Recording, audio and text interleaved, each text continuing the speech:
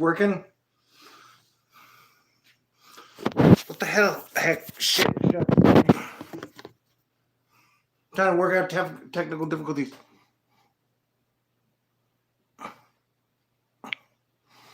Why does it say rotate device? No.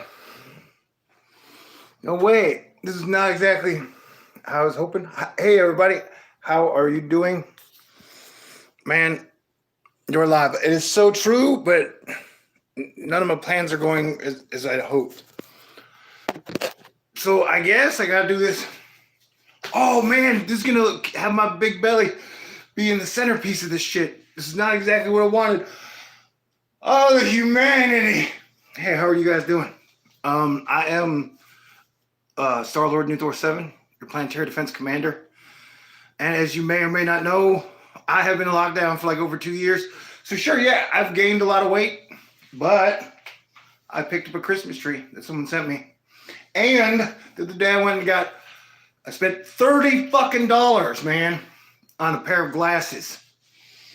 And so, hey, how are you guys doing? I haven't really been going live lately for multiple reasons. I'm going to be flexing all. Hey, man, this was not exactly how I planned it, but we're going to do the best we can. So what I had to do, because they hacked into the old phone and we're siphoning all my super chat money. So I bought a piece of shit phone and now we're trying this out. I gotta say, what a weird year. Okay, so today we're going to be using the Nostradamus prophecies book that we used all throughout 2020. Hey kids, let me tell you a story of kind of what happened. Last year, a plague, a virus, started to break out. It was reported to us in the end of December, and so we had to kind of follow it to figure out what was going on. So guess what happened? During that time, I picked up Nostradamus, and he has a thing in here. I don't know, I've been reading this book my whole life. I'm a screenwriter, so Nostradamus is really great screenwriting material. So he has a thing in here where he actually breaks down years with dates and months, like July, January, February, all that shit. And so I read all the years, and I only found 1 year that really talked about a virus going on throughout the whole year, where it was like the predominant thing, plague, pestilence, virus. And so that was the year we used just as kind of a barometer for 2020.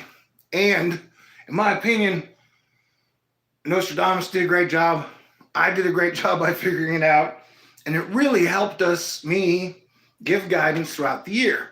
Now, I know there are a lot of people out there who always say dumb shit and they get negative all the time. I'm a Norse Christian Jedi, and my Christian brother and sisters sometimes can be some of the most judgmental people on the fucking planet.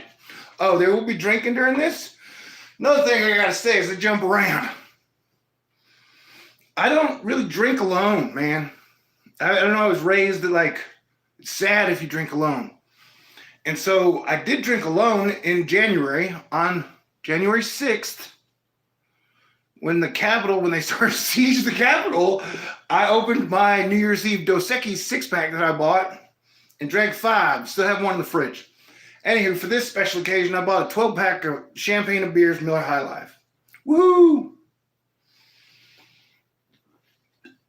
And I'll be smoking, and I might even be vaping. Well, if that ain't your cup of tea, hate watching people is so 2015 to 2020. So you should probably move along, man. What was I saying? Oh, so yeah, I've only drank twice in January. First time was the 6th, and the second time is now. Since October, there's been a large amount of name calling, which I can handle. Sticks and stones may break my bones, but words will never hurt me. Sure, yeah, I'm fat. My teeth are yellow. And if you could smell me, you'd be like, disgusting. But it's part of my defense. What's it talking about? Yeah, so I'll be drinking, smoking, possibly vaping. And I'll be saying shit that you probably don't 100% agree with. I think it's weird to, like, none of my friends, we agree on everything. Like, at all. Most of my lifer friends, we disagree on a whole lot of shit. We have a different outlook. Now, our core values are pretty much the same. But, like, politics, religion, space programs, we have varying beliefs. That's just me. And I think that's how you get smarter and better. Because if you get in some type of, like, everybody agrees with everybody on these subjects, you get in a weird, bad vortex where if, like, they bet all their eggs in one or two areas, then the whole fucking team ends up looking like a total fucking dumbass. Oh yeah, we are now 77 hours away from inauguration. I don't know how many people yelled at me from November to now. And I was like, hey man, whether you like it or not, Biden's gonna be your fucking president. And I've even been telling y'all since the summer that the military was really not happy with Trump's strategy of just like, hey, let's just fucking say it's gonna go away. That didn't win too many people over. Except for the people who believe the plague is a hoax were also the people who believe that somehow, like, the Dominion, Hugo Chavez, George Soros, Bill Gates, Italian satellite Vatican servers had been found out, some secret coup was going to happen, and some of them still believe it's going to happen. And they're like, they've rounded up everybody and they're going to arrest him at the inauguration. Like, for the last 2 months, we have seen so much bullshit sold to people who ate it up just because that's what they wanted to believe. And that is not what Thor News is about, man. Since I started this over 8 years ago, I've been like, dude, do not trust politicians. Do not trust politicians. Do not trust politicians. Do not trust politicians.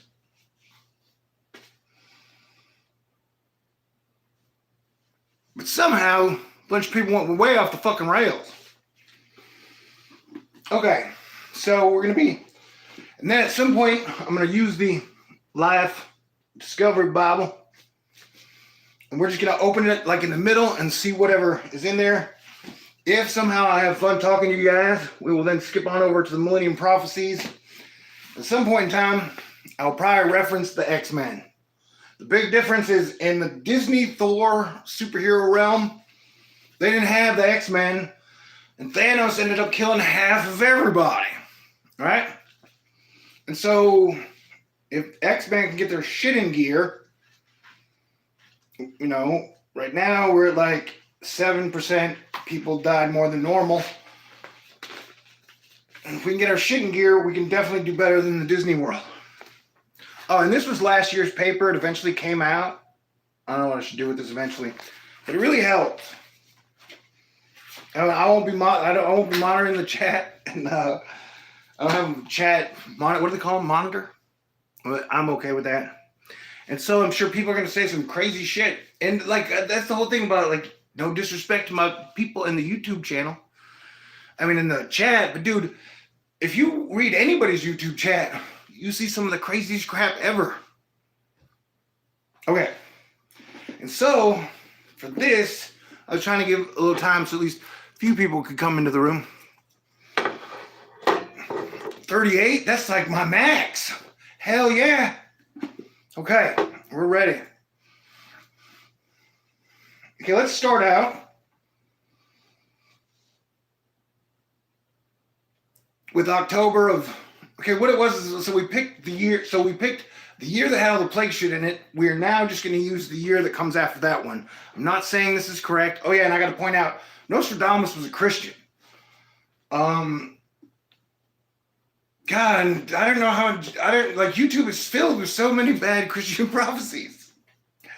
And people, I want to say this again, the people continue, like, no matter how many things they get wrong and totally wrong and absolutely wrong again and again and again and again and again and again and again, their fan base, like the people who follow them, never like, hey dude, you fucking totally got this fucking wrong. I think as long as they're agreeing like an overall sentiment or some type of negativity that, I don't know, their followers are cool with it. But I just want to say that, you know, if you read this book, Nostradamus gives all of his thanks and power to God and Jesus. And then he says that, like, everything he can do, he works through God. Now, you can decide if he's a false fucking prophet or not. You can decide if I'm a fucking asshole. I don't know. People are judgmental. I just stay in my foxhole, try to be cool. Oh. And then try and remind everybody, hey, man, stay cool. Avoid World War III. Say no to civil war. And that teamwork is the only power we have. All right, let me try and go through the Nostradamus stuff first. That way I can get to all my own personal opinions. I haven't really talked for a month because, like, on lives, because people have been losing their minds. And that I tried to lay out multiple times why, like, dude, the safe harbor law has passed. He's not going, Trump's done, bro. No. All right, let me say this, though. You gotta, look, man. Like, when you make plans or you have ideas or you do things, you gotta say, like, what is the best that can happen and what is the worst that can happen? And so, to Trump's big lead up to January 6th, he literally held a rally like 1.2 miles away from the place they were voting or confirming electoral college votes. He had a rally. He had thousands of angry people show up. And then he said he was going to walk with them to the Capitol, like holding, like Obama did when him and John Lewis walked over the bridge in Selma, I think it was. Although he did not do that. And I was like, he's probably not going to walk with them, you know? And that's so, like, looking back on it, my whole point was, what was the upside? What was his game? Like, what was he thinking? Like, what did he think positive could come from this? What good outcomes could happen?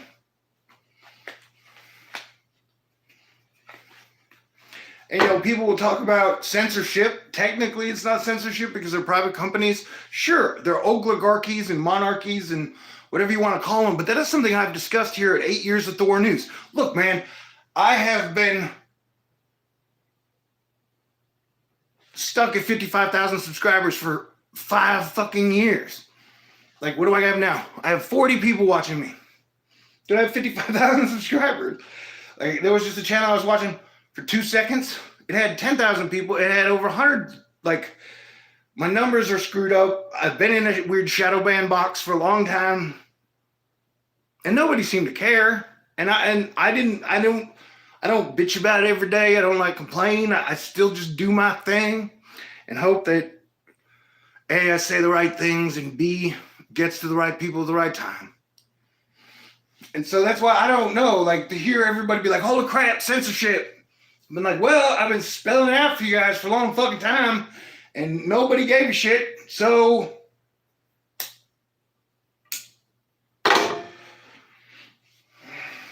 all right, let's get to Nostradamus. Oh, one more thing. The 17th to the 24th, you know, we're on like earthquake/volcano watch, and you're on like people losing their mind watch. And so it was weird. You know, look, man, I'm fat, gained like 50, 60 pounds in the last year and a half. Haven't left the house much at all. And so, like, right around the 2nd of January, I started walking like 3-4 miles a day. Then I bumped it up to like 4.5 miles. So for like 4 days in a row, I was like, I'm getting back in shape. And then January 6th hit. And so since then, I've been not leaving the house much. And I won't be for like another week. But hopefully, around the 24th, people will start to calm down.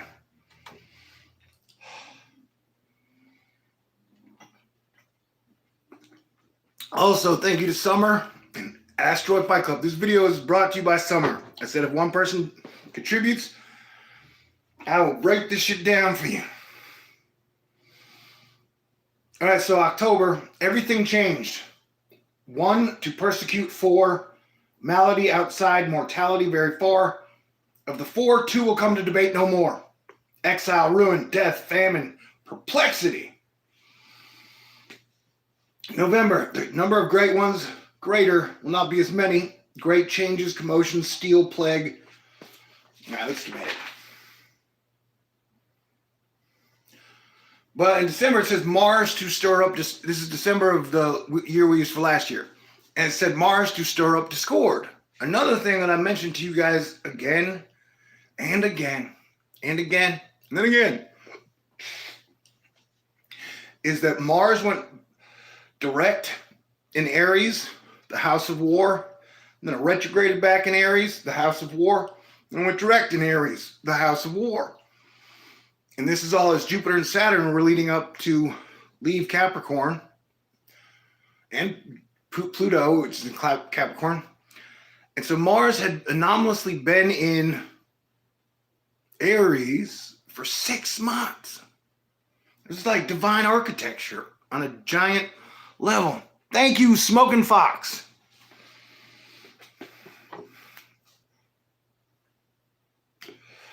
And so I mentioned many times that after a 6-month super anomalous thing of Mars being in Aries, that the 6th of January was going to be a super crazy wild day. Because Mars supposedly doesn't like being in Taurus, and a bull runs on the ground.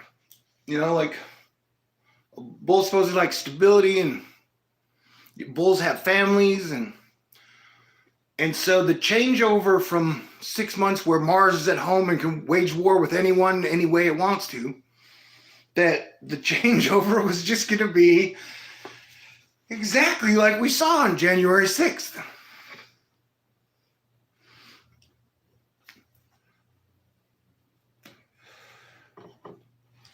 Okay, so we are now on the said year. Now there are 2 ways. There's the English over here that somebody else tried to decode Nostradamus. And then there's the actual words he used. And he used like Spanish, Italian, French, Latin. Now, but if you want, okay, in the year we used for last year, another year, that reason I thought that it was the correct year was because he does this thing at the beginning where it says on the said year, where he has one paragraph that kind of breaks down the year. And he used the word Billie, Billie. And at the same time, Billie Eilish was totally blowing up.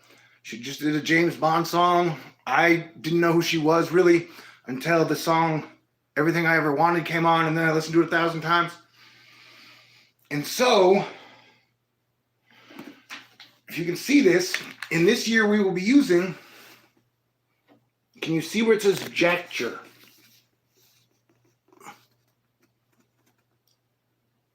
See that? Jacture. And so we had a very interesting thing happen where Twitter, like a bunch of people kicked our president off of their social media platforms. But the big one was when Jack of Twitter kicked him off Twitter, because Twitter was like his favorite playground.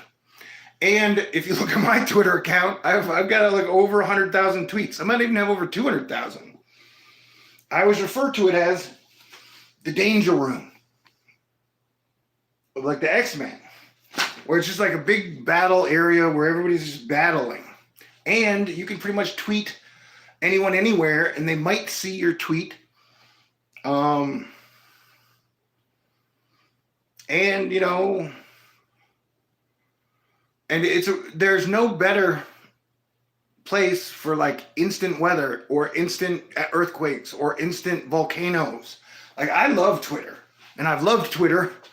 And so it was a big deal that it got kicked off. And I warned that it was going to happen. And that's what I'm saying is, I still don't understand the January 6th thing. Like, what was he trying to do? What did he think good that was going to happen? What do you think good could possibly happen? All right, so the translation of the on the said year, for the greatest ones, death, loss of honor, and violence. Professors of the faith, their estate and their sect. For the two great churches, diverse noise, decadence. Evil neighbors, quarreling serfs of the church without a head. All right. So what I'm doing here is I'm breaking down how I'm reading it. We're doing this as, it's almost like a fun exercise. It's a screenwriting imagination exercise, and I'm reading it through my perspective. Yeah. And so for multiple years on Thor News, I have been saying to everyone that politics has become the new religion. And, it was a weird thing that, like, this is just me speaking my opinion, which it's weird to do these days. But as someone who doesn't believe in politicians or politics, but Obama, a black man, being president for 8 years really fucked our country up, because it allowed for the people on the right to just demonize him like I've never seen before. Like a zillion YouTube videos got made talking about how Obama was the Antichrist and he was going to lead to lawlessness. And it really kicked off the entire conspiracy theory, fan fiction world that blew up in 2020 when the plague hit. And so I think, Obama was probably the best president in my lifetime. People may freak out, but like I said, I don't know how many years people talk about Benghazi. I think how many people died in Benghazi? 4? 5 people died in the capital, and that 400,000 Americans have died since the plague. And at this point, I really don't have a lot of, I know a lot of people who had family members die. Like, the plague is just real. You can debate on the efficiency of the masks if you want to. Yes, both sides of government are kind of fucking the people and doing a super piss poor job, but the virus is real. And I've nicknamed 2021 Fuck Around and Find Out. Like, hey man, go get the virus and tell me how great you think it is. Another weird thing, because they were doing the slow, long system rocket today. It's tested and go well. And so it was like, I'm going to oversimplify everything if you don't mind. It was like, we gave up the space shuttle so Elon Musk could be the richest man on the planet. The guy who told everyone, hey man, I crunched the math, and no matter what, by the end of, was it May, we will be to 0 cases of the coronavirus. I've never seen someone like him, and Trump got that shit so wrong. It's not even debatable. And somehow he got that prediction wrong, and then he went on to be the richest man on the planet.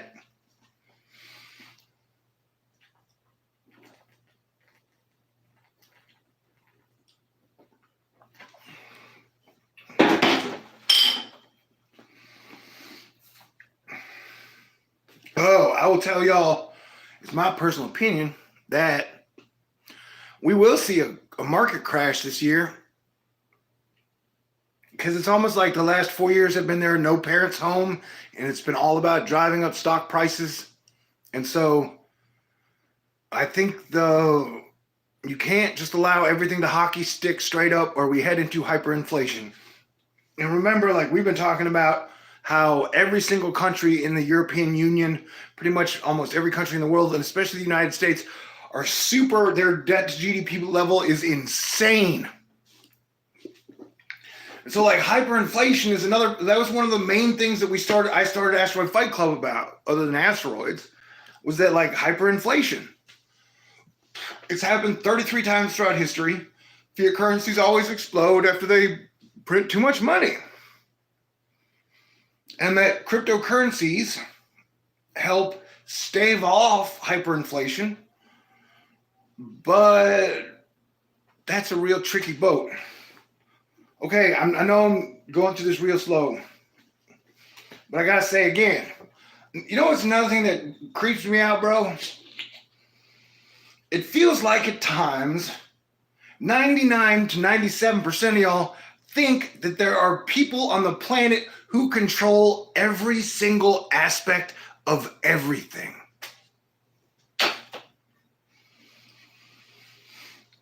And that blows my mind. And in this fan fiction thing, I still think, yes, the virus was kind of created in a laboratory. Someone tried to steal it from the laboratory, and then it like broke out and then got out. I still don't think they planned it. I could be wrong. And if I was wrong, I would think that whoever did it came from Australia or New Zealand. Who knows? Maybe Kim.com and his buddies did it. Anywho.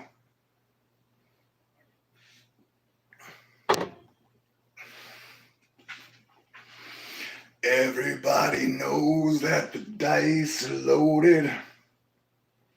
All right, so on the said year, it's basically talking about the two great churches are fighting with diverse noises. And so to me, I read that as like the right side and the left side. That politics has become the church, the religion. All right, so we get to January. Loss, great loss, and not without violence. All right, so I would say, we don't know if this year is correct or whatever, but Nostradamus seemed to nail the start of January, man. Cheers to him on that one.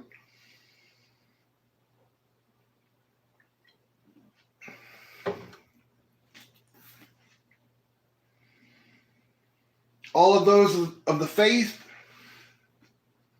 more for religion. And I'm interpreting this as all those with faith in either the Republicans or the Democrats. And it's more for, we're still in like politics makes up like 90% of everything that happens. Or we talk about, or we focus on. Like we've lost the space shuttle. Now we've lost mass churches. We've lost concerts. We've lost rock and roll. We've lost civility. The more we focus on politics, the worse we do. Now here's the crazy shit. The greatest ones will lose their life, their honor and substance. Both the churches, the fault in their faction. And this brings me back to when I predicted loudly for a long time that I thought Trump was going to get the virus. Part of what I was trying to do was like, dude, as Planetary Defense Commander, I do not want to lose the president. And so we've still got like 3.5 days to go. And so we didn't lose the president under my watch. Like he didn't die. It's going to be real tricky with Biden as Planetary Defense Commander. Like whoever's our president, our commander-in-chief, I do not want to lose their life.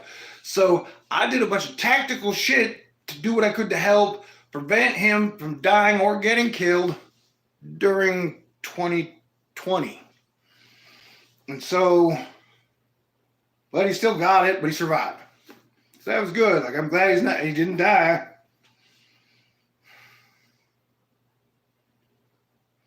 But here in January it says, the greatest ones will lose their life. Now this could be metaphorical, but we want to go back to a thing called Tecumseh's curse. And remember, this is Thor News. This is for adults. This is for open, free thinkers. I know other people on the YouTubes have talked about it. I got it from astrologers. I've been talking about it for a couple months. That Tecumseh, one of the Native Americans, because remember, like, when they came over for oil in the 1500s, they wiped out all the Native Americans. We're talking Canada, America, Guatemala, Mexico. They killed 30 million people, reduced it down to like 2 million. At some point, they tried to kill the 2 million down. That led in the Trail of Tears. Really horrible shit. Anyway, so at the very end of that 400-year plight of genocide, Tecumseh, a Native American chief, I believe, he put a curse on America. And so people have noted that every time you get the Jupiter and Saturn conjunction happening on an election year, the president dies. Now, it had happened in earth signs, and the one time it retrograded back into an air sign, Reagan got shot but not killed. And so, like, I don't want to lose our president. I know there are a million conspiracy theories saying that, like, Biden's going to be gone anyway. And so, but the greatest ones doesn't necessarily mean our politicians. It could be across the globe. If you go to the same point in time where Pluto was at this point last time, the head of the Ottoman Empire died, like the king or the head dude of the Ottoman Empire, and they were like a huge empire that nobody talks about. That dude died, and the king of France died, same time, around the exact same Pluto spot, right before Pluto left Capricorn. So if we're right, this would just be implying that somehow some great ones are going to lose their life, their honor, and their substance. Both of the churches, the fault in their faction. And so, like I said, I'm reading this, me personally, especially as an American with an American bias, that, like, the two churches, like I said, are the Republicans and the Democrats, where they've been at war with each other straight up since 2016. I mean, it started before then, but Democrats were pretty much just happy to go nanny, nanny, boo, boo. You know, I think Republicans are more aggressive. And so the Civil War, the Marvel's Civil War happened in 2015, and that's kind of when the whole war kicked off. You know what I'm saying? And so, like, the fault in their faction, that, like, we got a lot of problems to solve. We got a lot of things to do. We got a lot of things to improve. And that both sides are too busy just super duking it out to really worry about the basics. And without disrespect to billionaires and millionaires, I've always said, like, yo, bro, they're really good at making money. That's usually their main focus. The Bible says you can only serve one master. And so most of the time people don't, unless they inherit it, they don't just trip into money. And so it's where are you putting your faith in the richest people? I don't know, it's a weird society, man, because Trump, Rudy Giuliani, and Elon Musk have 9 divorces between the 3 of them. But people trust them anyway. Crazy place.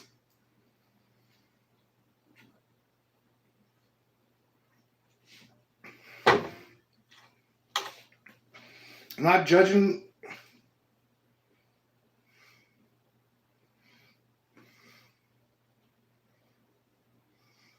All right, so that's January. Loss, great loss, and not without violence.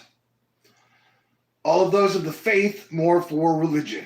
I want to say again, as a Norse Christian Jedi, at no point in time does God or Jesus, or I feel like we are supposed to give up the doing what we can to work for the future.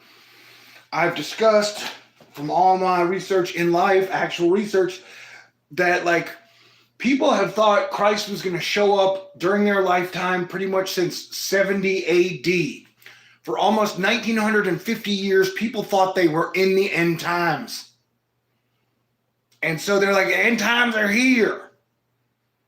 And it's kind of like one of those things, like, do what you can to make this world, your family, your friends, your neighborhood, your town, your city, your state, your country, as best you can. And if it is the end times or the rapture, then okay, there you go.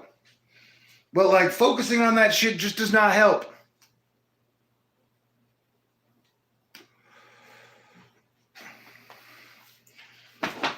Now seems like a good break where I'm just going to open it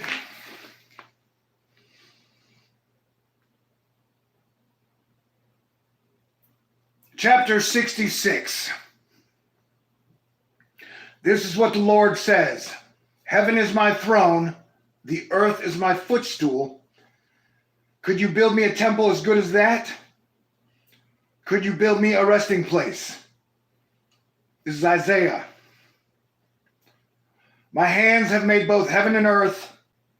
They and everything in them are mine. I, the Lord, have spoken.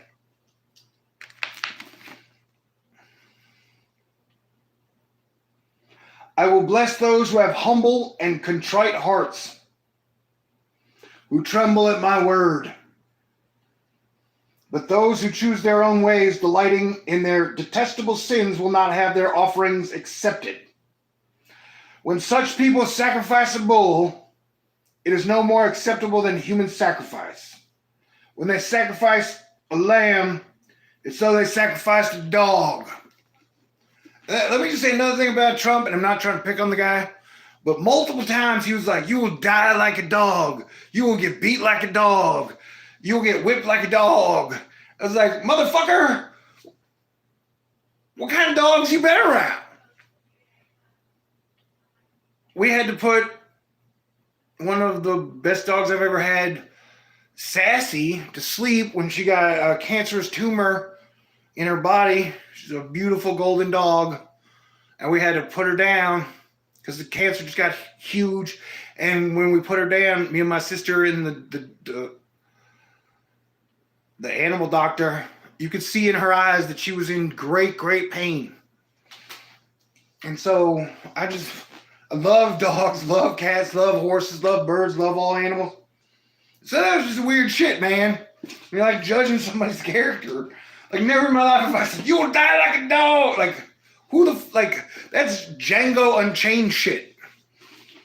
But Isaiah, I believe, is Old Testament. Yes. So as a Christian, I mean, oh yeah, and I want to tell you guys again,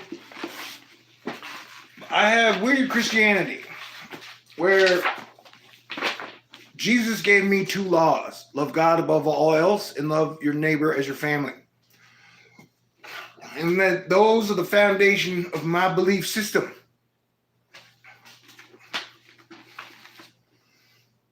And I definitely lean towards the Jesus stuff. Although there's a lot of good stuff in the Old Testament.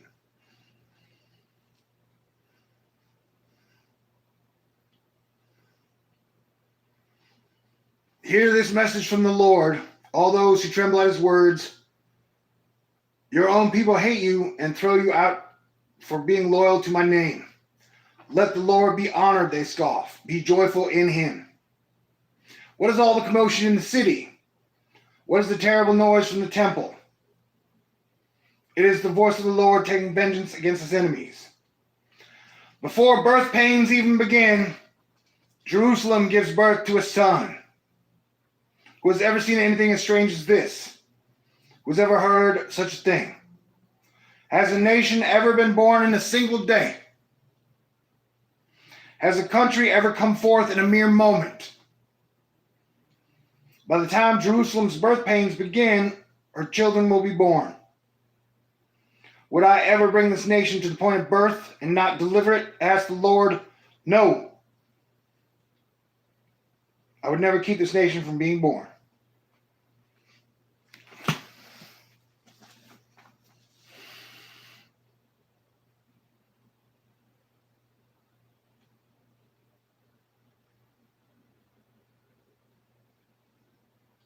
And that's older than 2,000 years, man.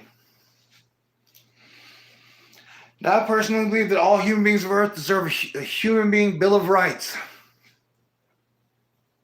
Yeah, the coronavirus is a problem, but the diarrhea kills the most people every day. We use and abuse poor people all over the globe. And it has become the, economic de facto shit. All right.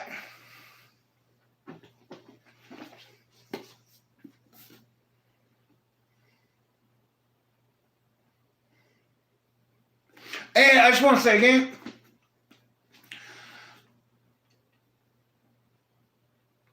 that my hackers and haters and money stealers for the last 4 years, 5 years have been super duper duper pro-Trump, pro-QAnon.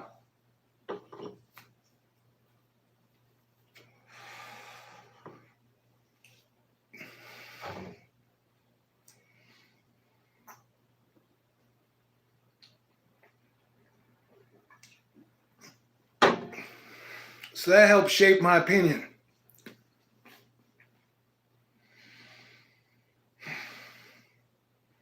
Don't even get me started on QAnon, bro. Which of his predictions came true? Which of his great fan fictions panned out? How did trust the plan work out for y'all? I made so many jokes over where it's like Q is like, hey, buddy, trust the plan. I'm like, oh, okay. Well, what is the plan? And he's like, we can't tell you. I'm like, what is this? Fucking Scientology meeting? What do you mean trust the plan? But you can't tell me what it is. And an anonymous dude, like if you have been a public figure that took either side in any way, shape, or form, or on anything for the last 5 to 8 years, you're going to have haters and abusers and people who come at you. And so I have put my fucking fat ass red face on here to you guys again and again and again and again for a long fucking time. Because you would know me, the type of man I am, like how I live in my fucking foxhole. The idea of following anonymous people religiously was crazy, bro. Crazy.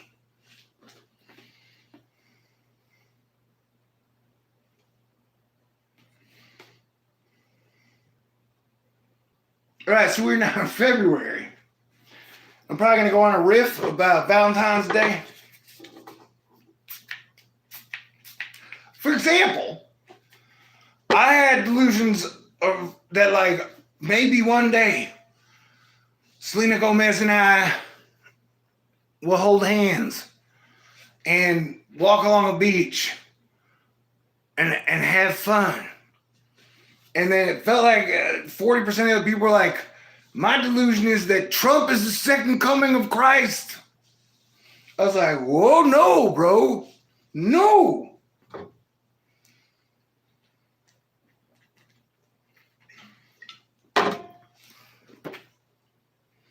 Okay, so we're February. So we've only got like a month until Valentine's Day. For the two very great ones, births, promiscuous loss.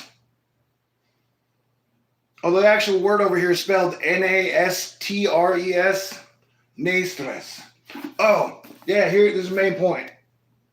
And if you jumble that word nastres, which is actually not a word, you can rejumble it to say strains. And so you know how I'm supposed to be humble, but at times, especially talking live, my ego comes out. That I prepared us for the winter wave like almost all year last year, where I was like, it'll be more contagious. It'll be probably deadlier. And like for the last few days, we've been seeing 600 deaths plus in California, over 400 in Texas. And so it's ripping. And we definitely weren't ready. And so this is, to me, I read this as a warning that like, I told everybody from like 2015 to 2020, up to 2020, that like, if we don't get our shit in gear, unite, and bring back rock and roll, that some horrible negative shit was going to happen in 2020 that was going to change the world. That we were going to manifest some horrible shit. And hey, guess what we did?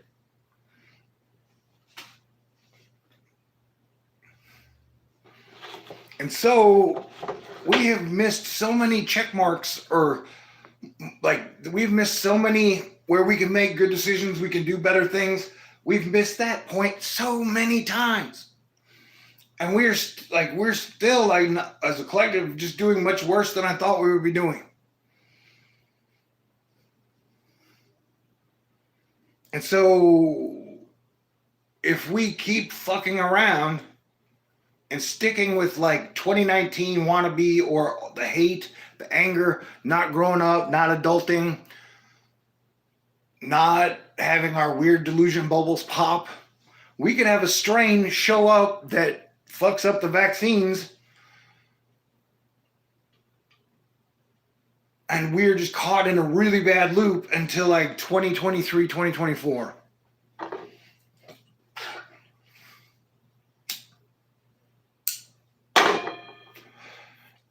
And I gotta say this, like, to me, like 2021 about the vaccine, look, man, at this point, I will take it probably when they offer it. Well, like, that's all I want to know. Are you going to take it? Are you not going to take it? I don't need some giant fucking textbook explanation. But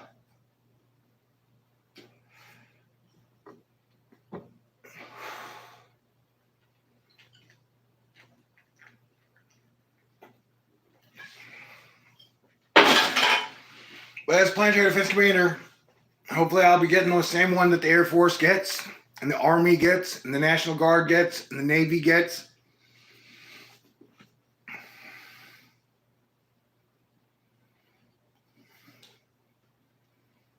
And so hopefully there will still be protection for the protectors. If you want to believe the like weird fucking crazy conspiracy theories, if you want to fear the vaccine but not the virus, I can't stop you. It's still a free country. You know, like I said, fuck around and find out. Get the coronavirus and tell me how awesome it was. Like, for example, how Elon Musk talked about the damn virus all the time before he got it, right around Halloween. And then he never mentioned it again. So I've been waiting for the Elon Musk coronavirus review. I just want to hear, Elon, was it worse than the flu? What did you think of it? Did you like it? Were you thumbs up? Were you thumbs down? Like, I want his consumer review of the coronavirus. But he's still not giving that to us. All right, so we're in February for the two very great ones, birth and pernicious loss. The greatest ones will cause loss, goods of honor and of life. As much great noises will run, the urn very odious. Great maladies to be, meeting house, mass in envy. Okay. Any references to the urn or the furnace in all the years that I've been reading Nostradamus, I've seen as a bad thing. Like an urn is something you put ashes in, especially of the deceased. And so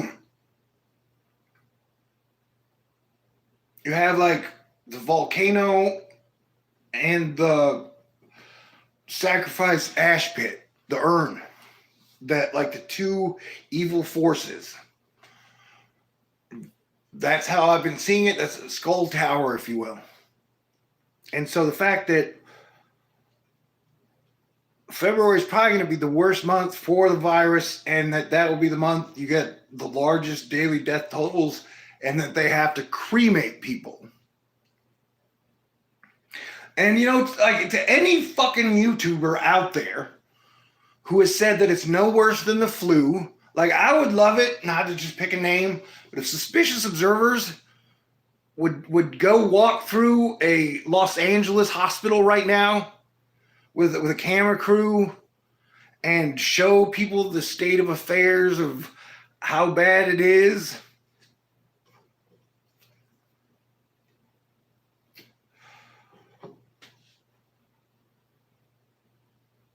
Yeah, dude, you don't want to get it.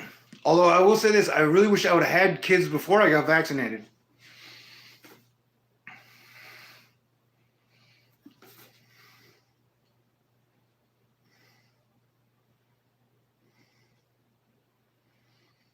And so I've said January and February were probably the suckiest, worst months of the entire year. Like the spring should be really good. The summer should be good. There's some sketchy months in the winter or the fall. But overall,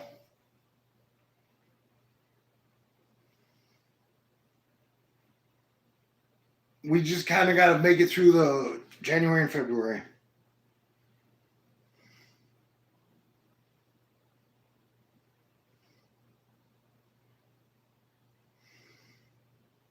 So it says, great maladies to be, meeting house, mass, and envy. So we're combining great maladies, which is like sickness,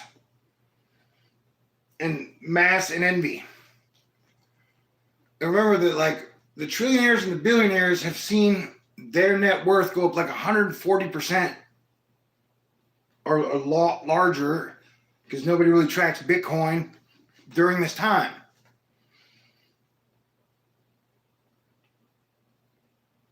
And like this is the worst possible time for anyone under 100 million to be fighting.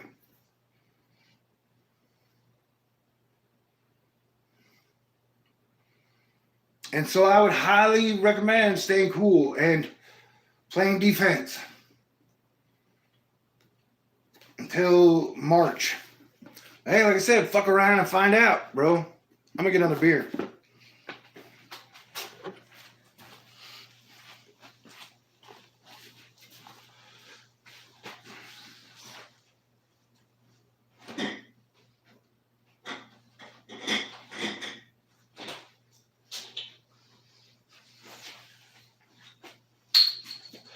I believe the medical industrial complex, not the doctors, not the nurses, but the big money makers, stock guys, that like technically they were okay with it mass spreading in the USA and us having no plan. Because I believe I had the virus like 13 months ago. And that when I got the virus, my energy levels were like 50% of what they were before I got it. I went deaf for like 3 days. And then afterwards, I've gained like 50 pounds, 40 pounds. And that the virus is going to create long-lasting medical conditions over the next decade. And that overall, it is a windfall for the medical industrial complex. Just like autism and diabetes too. And that, so when I tell people that they've been underreporting the deaths, people are like, why would they do that? Because they never wanted people to unite and deal with it in a good way. They wanted there to be chaos and it to spread. There was a lot of money to be made in this crisis, as you can see by the stock prices.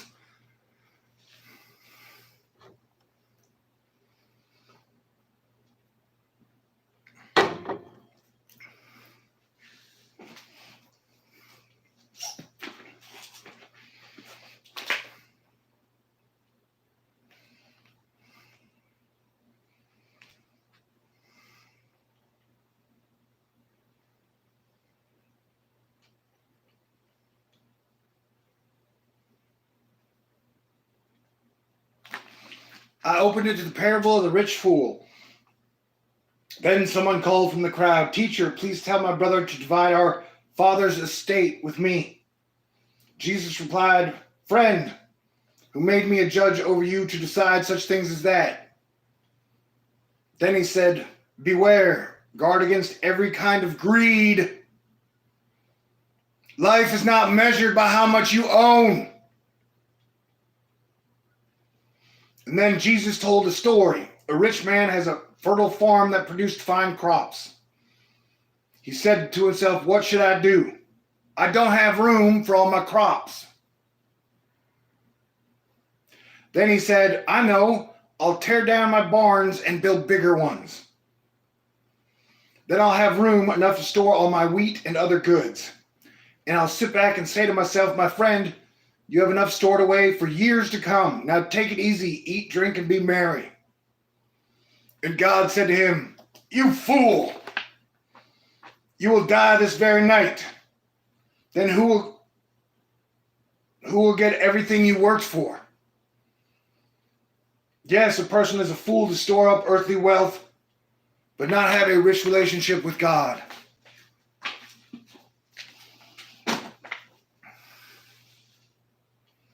And I want to say this, another thing, I know we're only through February, but this is how I do it. But the same fucking YouTube channels that spent years talking about how cryptocurrencies were the mark of the beast and that, that New World Order has a fucking plan to have a cashless fucking society. That's what cryptos are. Fast forward 4, 5, 6 years, and they're all like, hey man, you should buy Bitcoin. You should buy Ethereum. You should buy Dogecoin. Cryptos is the way to go.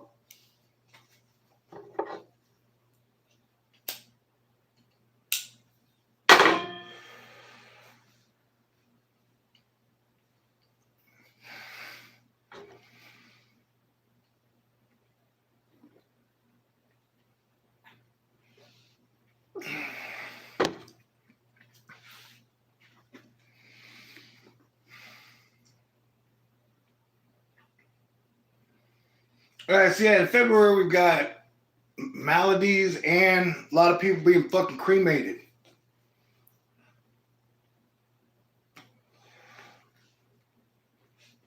And like one of the best ways I've played defense is like I've just avoided everybody. I made 1,000 fucking videos in 2020.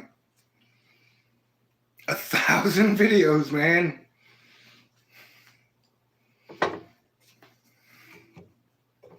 You had to work hard if you wanted to outwork me. We're in March now. The servants of the churches will betray their masters.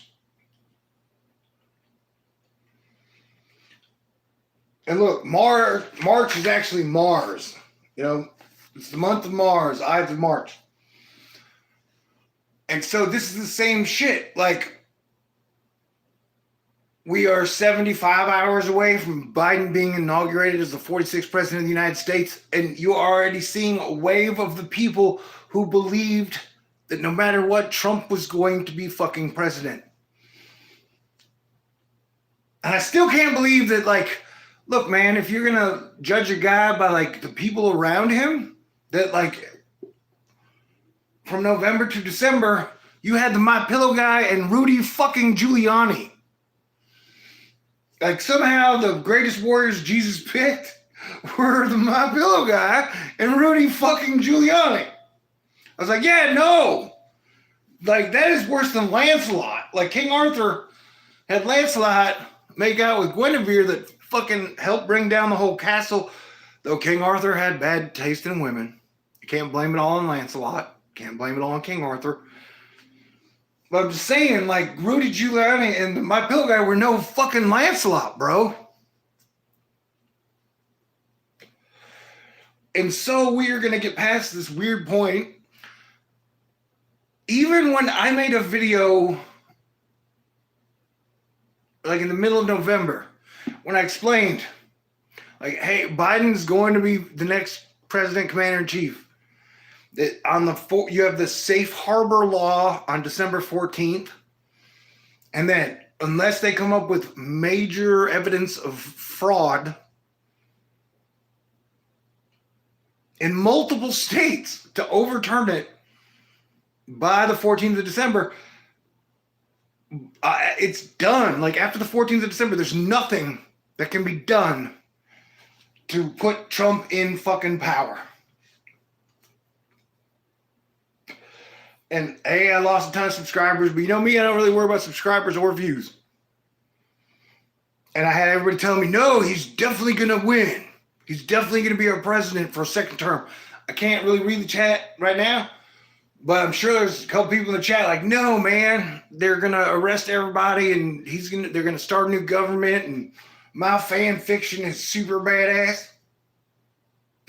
Though oddly enough, it doesn't contain any women. And so, but what I'm saying is I think there's going to be a partial backlash. The people who bought into the trust the plan, the people who bought into Trump as some God-chosen superhero are going to be pissed off. Just like Trump said the other day, like, do not pay any of Rudy Giuliani's money owed. All of his lawyer fees, like, don't pay that motherfucker. Because Trump was mad at Giuliani. Trump went after Pence. Trump basically on the day of January 6th was like, oh, hey, dude, Pence can save me. And he couldn't. Pence had no fucking power. Remember, I worked for lawyers for like 5 years as a video audio guy. I worked with them.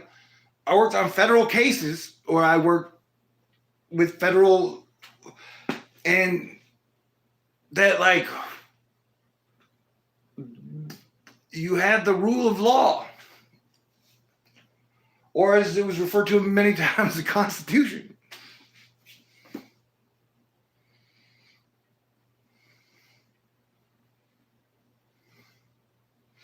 And I would like to, we're only in March, but I would like to take this point trying to illustrate to the smarter people who are there, who may or may not understand. Trump is an absolute American anomaly. Whether you liked him or disliked him, that he was always willing to project like himself as a winner. That he was rich, he was famous. And one thing that we can't talk about nowadays is if the woman you're with is super gorgeous, a lot of guys will instantly give you respect. They'll be like, dang, how did he get her? Like, we can't say that nowadays, but it's true. A lot of times when the guys judge other guys, they'll judge them by their woman. And so from the early 80s until 2020, Trump always was on the TV. He had beautiful women around him, and he was reported to be super rich. And so, and Trump was always in the famous thing. And so that, like, Trump was like the king of fame for America from like 80s till now. That, like, he outlived Michael Jackson. That, like, there was like Elvis Presley, there was like Trump. And that any scandal that came his way, he always overcame it. And that, so we will never, I don't think that Trump was built up to be this guy. And I don't think we'll ever see anything like that ever again in our lifetime. Whereas like Ben Shapiro or Cernovich or Holly or Matt Gaetz or Ted Cruz or who all the people who want to step in and lead the conservative, Republican, libertarian guys and be like, I'm the new Trump, won't fucking happen. That Trump was in the American psyche from the day, I think the first time I remember seeing him as a kid, I'm like 10 years old, and it was on Lifestyles of the Rich and Famous with what I forget the guy's name who hosted the show. Robin Leach, Lifestyles of the Rich and Famous. Do you want to be with beautiful women enjoying mansions? Going from golf club to country club to the Swiss Alps. You too can one day possibly have a Donald Trump lifestyle if you work hard enough. It was part of, like, selling the Trump model was part of the post-Reagan credit debt. Like, credit exploded in the 80s. Just like credit cards, debt, just to have the credit expansion, they needed to sell a keeping up with the Joneses narrative. And Trump was kind of like the face of that for 40 years.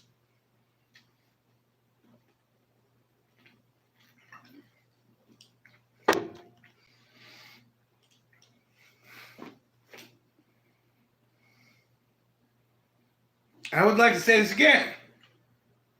One of the weirdest things that happened in 2020 was when they were like, Trump's brother Robert has died. I was like, who the fuck is that? He's got another brother that was alive? I didn't know that. What? I thought it was only just like him. And so I still believe it was like Master Blaster and Thunderdome. But like his brother was like the brains behind the duo. And he was the charismatic, fast talker. And that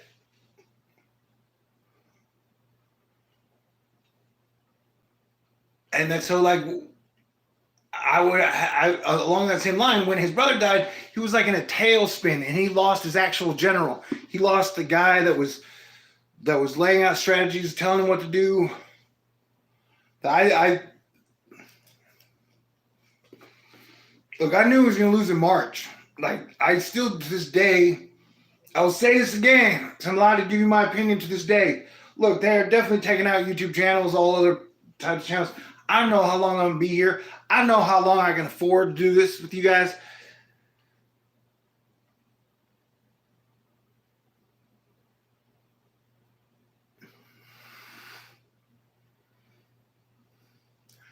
But if he would have told people to wear a mask in March, he would be president on January 20th, 2021.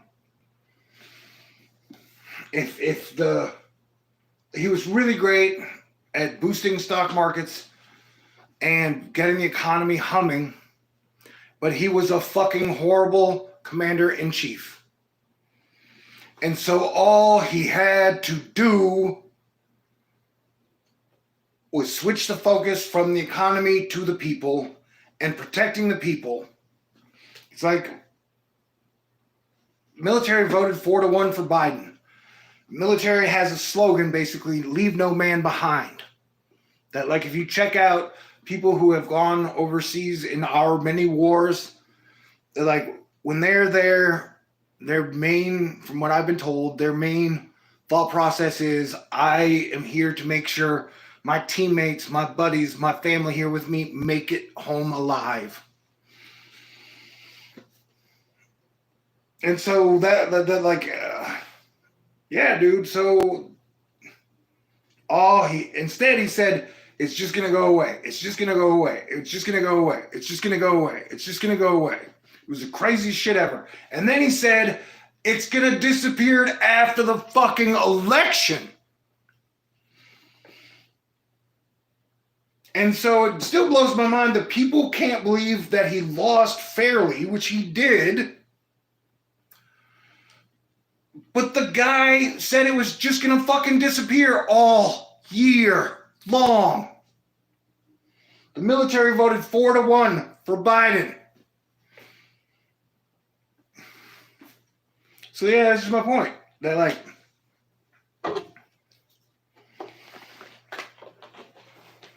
I think he was so used to being able to will, like he could pretty much, any woman he set his sights on, he could almost get. And like he was able to just sheer will everything. And that if he set his mind to it, he could do it. And then 2020 came along and he had no idea how to deal with the plague.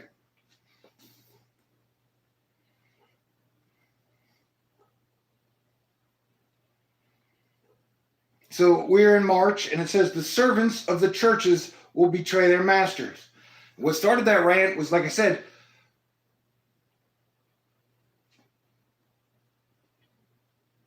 there's a tenuous tower of loyalty that is toppling already. You got so many businesses going out of business. You've got so many more families on food stamps or starving or consolidating. And this is across the world. And so we're like, most people are in a weird survival state, mentally, physically, spiritually, financially. And that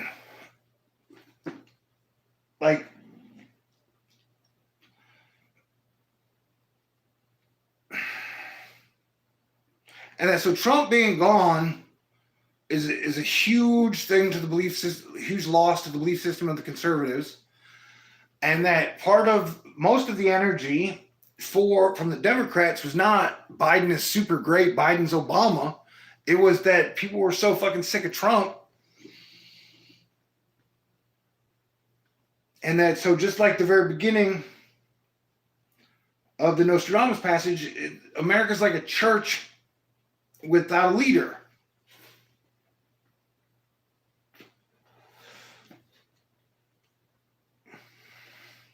I will say this, man. I said it when Trump was elected. I did not vote for Trump or Hillary in 2016. I didn't like either one of them.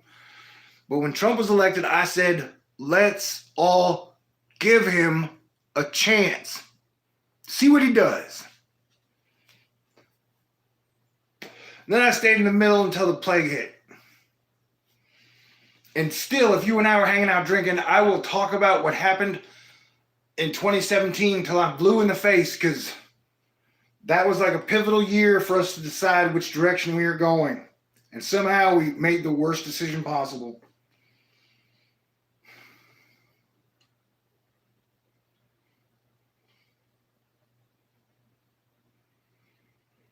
Of other masters, also undivided by the fields.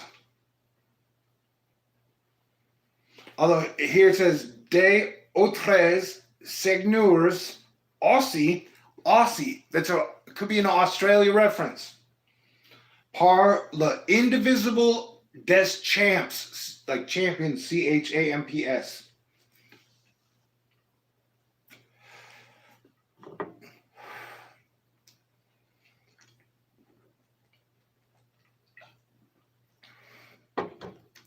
And so like basic game theory is like, in a situation like this, who benefited the most or who shrugged it off?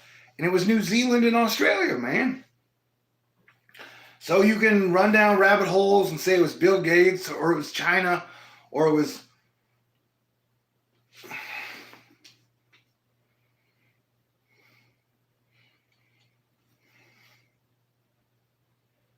And the guy that actually profited the most was Elon fucking Musk, that we know of. A lot of the money's off the books.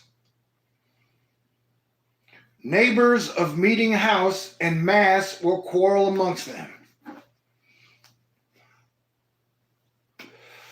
And so, like, this weird fucking unfun shit is apparently going to continue into March. Where, like, the people with the bullhorns on both sides will not seeking solution, but filling up their fucking pocketbooks. Will continue to fan the flames. Rumors, noises to grow, several reposing death.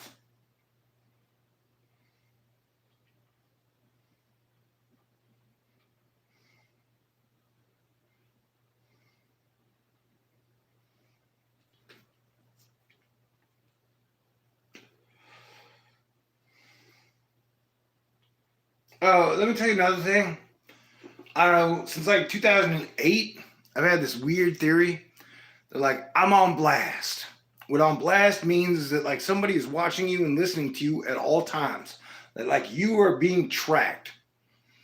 If you watch Batman, is it Dark Knight Returns? Where they create like a matrix of all the cell phones. Watch Silicon Valley, HBO, Mike Judge.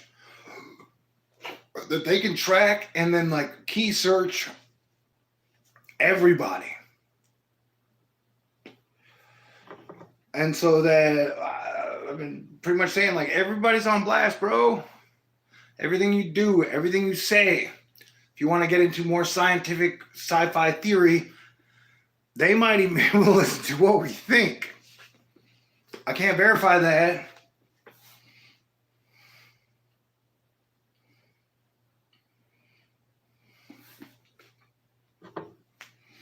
Okay, we're in April. Abundance of all blessings. The earth will produce for us. There's comma. Abundance of all blessings, comma, the earth will produce for us. De tu biens abundance terre nous produria.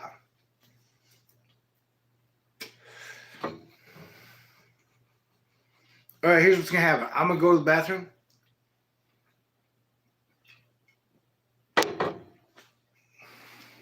I'll be right back.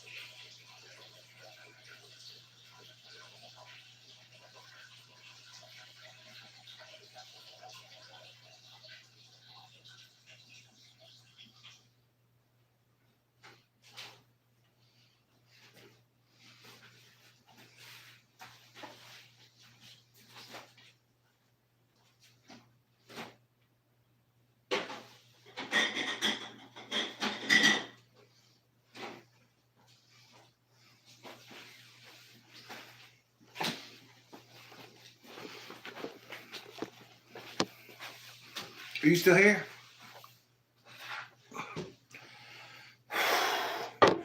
I would like to take a minute to say, I love black people. Technically, I was made in the late 80s and early 90s twice. I was made an honorary black man. I don't think that shit's still legal now, but it happened. Can't take it back, or maybe can. I don't know.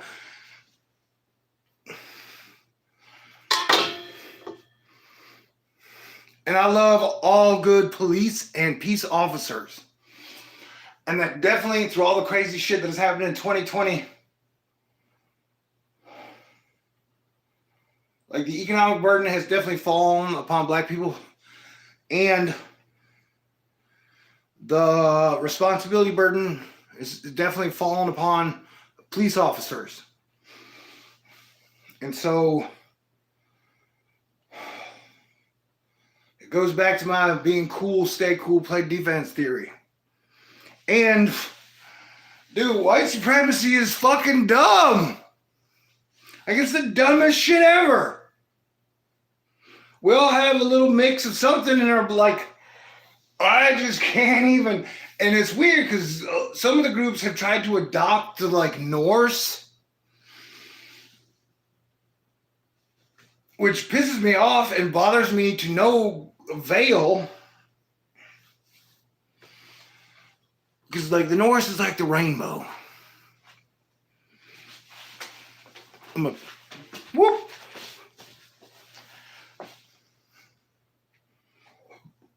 And that was another weird fucking thing.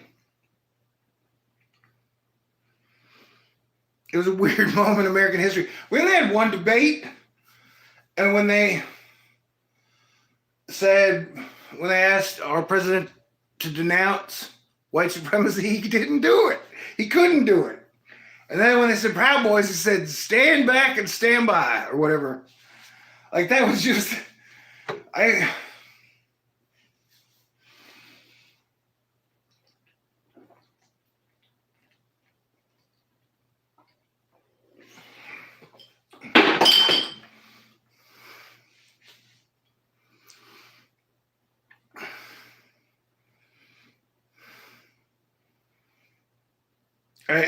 if it's 2021 and if somehow any form of Nazi or white supremacy is part of your belief system, then either your parents fucked up or you fucked up, or it's just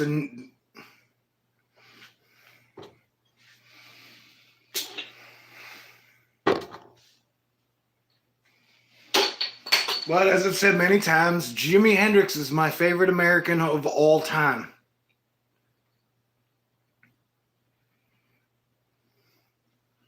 One of the coolest, most talented human beings ever to walk the earth.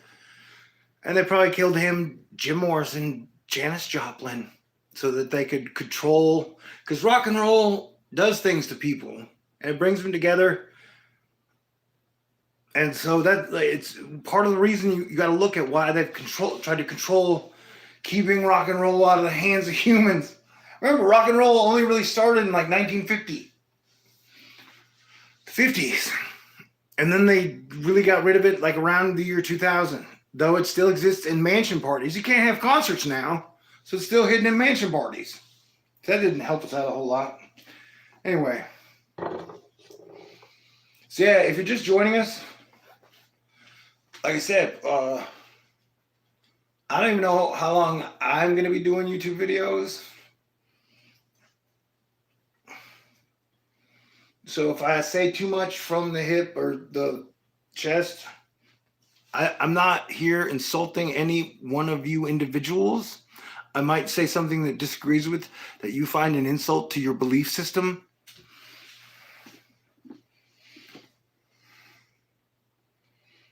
And that over the next 2 weeks, people are going to be losing their mind. So it seems kind of dumb for me to be here talking to you because somebody might focus on me like, ooh. Like I said, I already got a bunch of, I've been getting hate mail, bro.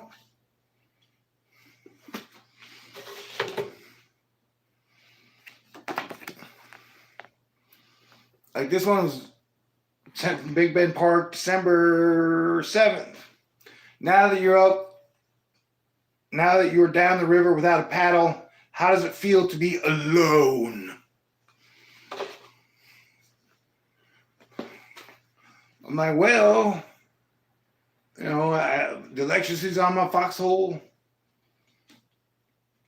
I'm kind of used to it.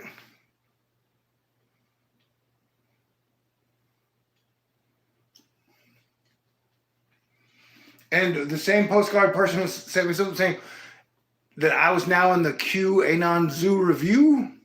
Like they were coming after me. I was like, they were all sitting at the front of December. I was like, why the fuck would Q and everybody be pissed at me? Displaced aggression? You want to blame failures that happened amongst you and your team on me? Okay.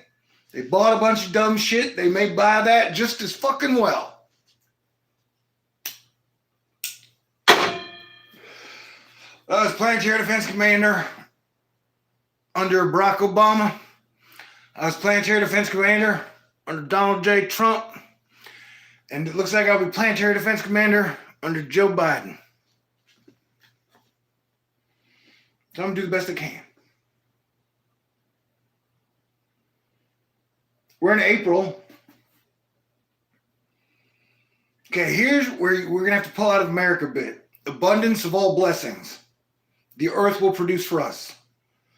No noise of war in France.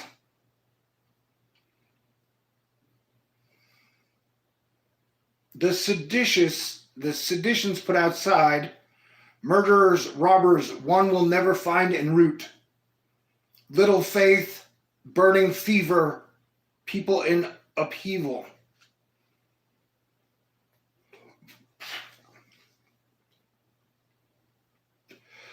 And so there's this thing going on where like a Plutonian year, I think is 240 years. And so America is coming upon its 1 year Pluto anniversary. I think it happens in 2022. And so, like, that is almost the next big benchmark.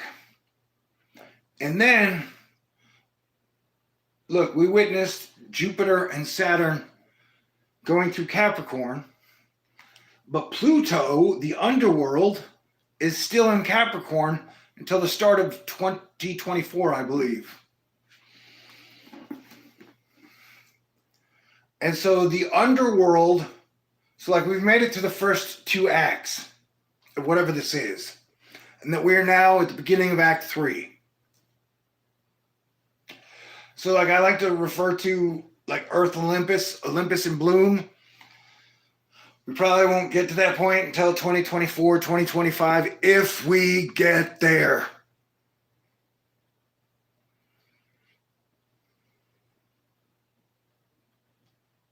Yeah, so like I talked before about everybody's always like, oh man, the Illuminati's totally united, the New World Order's totally united, Deep State's totally united. And I've tried to express, like, yo, bro, there's like 7 billion people, there's like 215 countries, there's like 100,000 millionaires, thousands of billionaires. Like, all these motherfuckers aren't totally united. That once we hit the digital age, it has been a weird dog war. Well, like, not dog is not the proper term. It's just been a weird dog fight. That's not a proper term.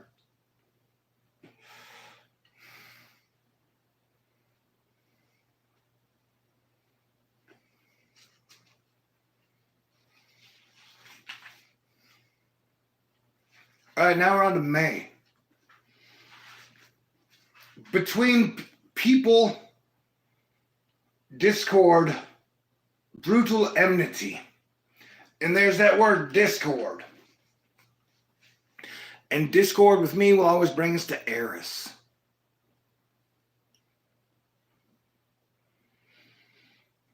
And the Eris is the woman that started the Trojan War.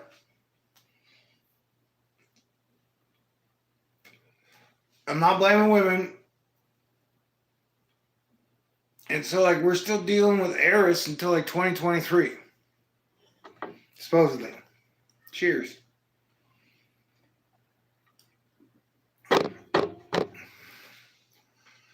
And so we definitely have, like, Discordian times for a couple fucking years.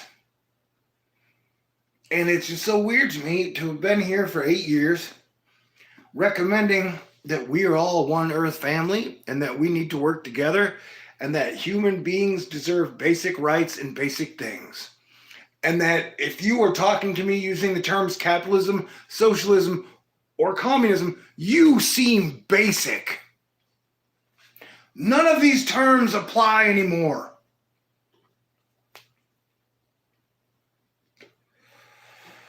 And I want to go back to the theory of, like, if you want to fucking get into New World Order, it isn't mentioned in the Bible. It's never once mentioned in the fucking Bible. New World Order is like original QAnon shit, where they give you fucking bumper stickers to fear. Or that, like, you can sum up all this shit in a single fucking dumbass term, New World Order. And if you do want to play the New World Order card, the New World Order was here in, like, 1913. And that, so the world has kind of been in a weird form of New World Order for over 100 years. But the order doesn't stay together forever. And if you watch my edited video of January, it was called Say No to Civil War, Faithful and True. The faithful and true refers to the second coming of Christ. And that after all that shit, someone is supposed to come and unite the world in a good way. That, like, the 100 monkeys team up to be like, you know what? We can do Earth way better. We can rise above being cavemen who hate each other for Bitcoin.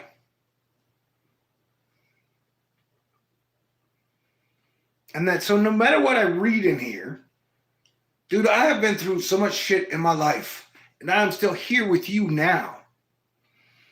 Even over the last 8 years, I've had so many death threats in person, in life. I'm still here with you now.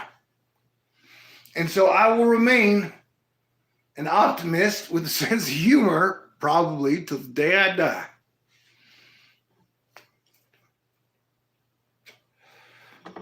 And so anyone pushing fear or total horribleness in the name of God or Jesus Christ, I think you're getting it wrong, man.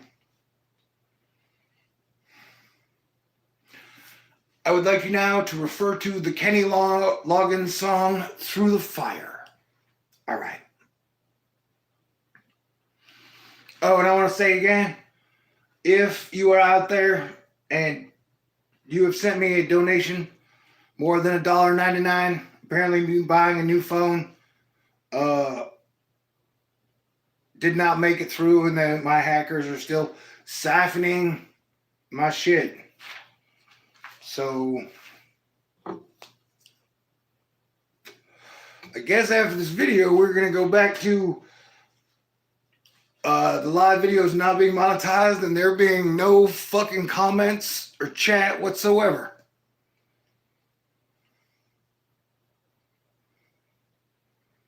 Because I've seen a lot of YouTube chats, man.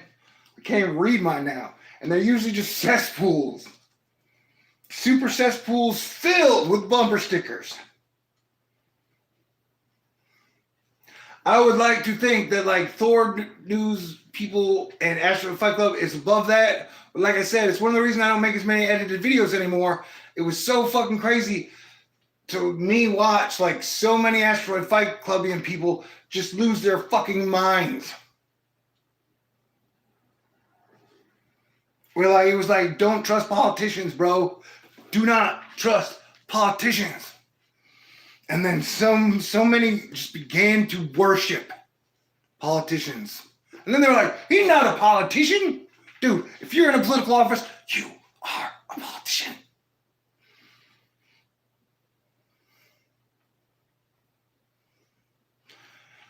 All right, so May, between people, discord, brutal enmity, war, death of great princes, several parts of Italy. And like I said, it was that weird new thing where they were like, oh no, you know how they said it was Dominion and Hugo Chavez and George Soros? Now it's Italy. Oh yeah, another thing was, the same fucking QAnon fan fiction motherfuckers were like, a giant blackout is going to happen and then all the arrests are going to come. And I was like, what time is the blackout going to hit my house? And I want to say another thing about Bitcoin. Bitcoin is like the new cocaine. Where if like you do Bitcoin, it gets you super excited. But the same thing with Bitcoin and same thing with cocaine. I've been around people who did cocaine, but I did not like being around people that did cocaine because when they did cocaine, the only thing they talked about was cocaine. And yes, back in the day, decades ago, I tried cocaine. And so I can remember sitting there, being high, listening to people talk about cocaine. And I was like, yo, fuckers, I am high. Why are we doing no fun shit? And so it's just like, it seems like Bitcoin's the new cocaine. Where it's like people want to buy Bitcoin and then just talk about Bitcoin the whole fucking time. Like Bitcoin is the new Trump. Bitcoin's the new cocaine. Bitcoin is the new second coming of Jesus in some people's minds. They're like, oh, Bitcoin will survive nuclear war, mutually assured mass destruction, societal collapse. No matter what, Bitcoin is a be-all, end-all salve for all things.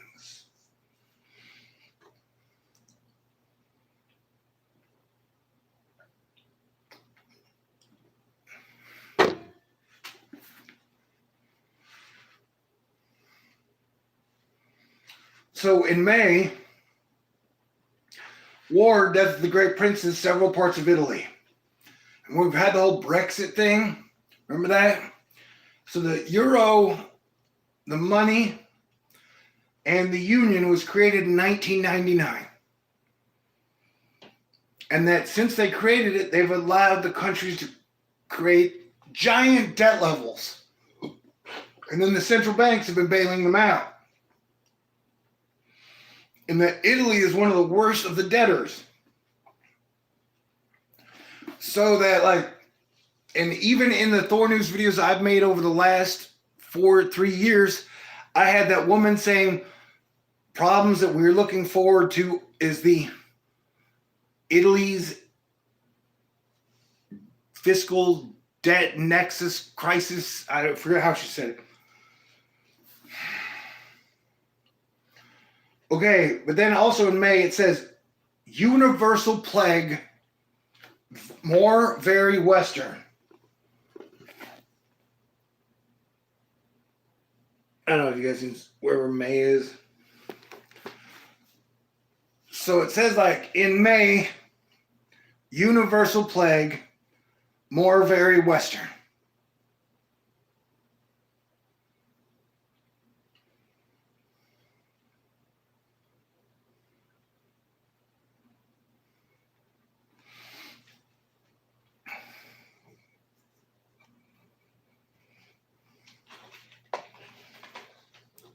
You guys make me chain smoke. Let me vape it up.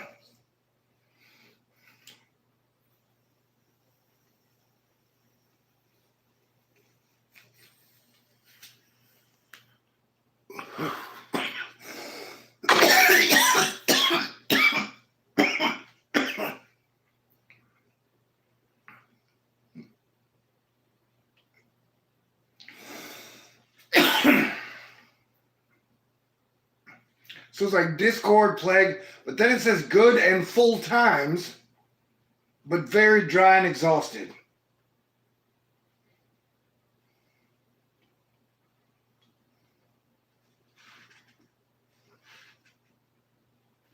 At the beginning, it's like a word that isn't a word. It says tempore.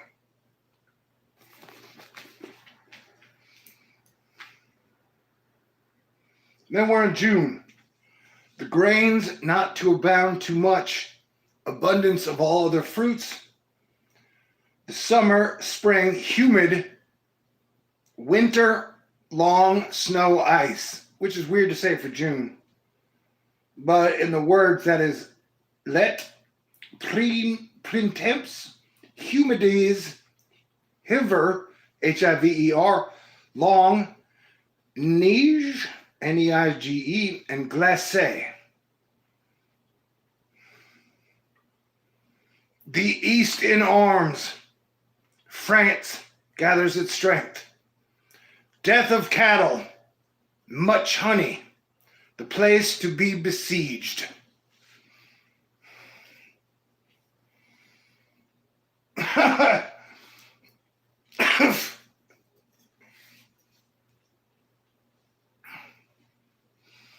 It's part of why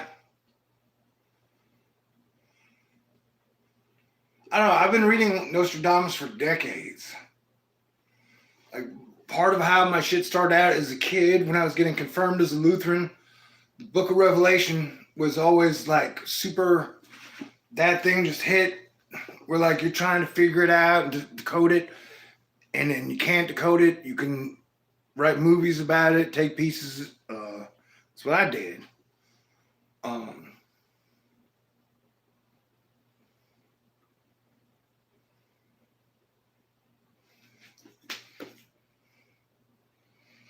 And so after the Book of Revelation, I eventually got into Nostradamus because most of the books that were trying to decode Revelation, the Book of Revelation,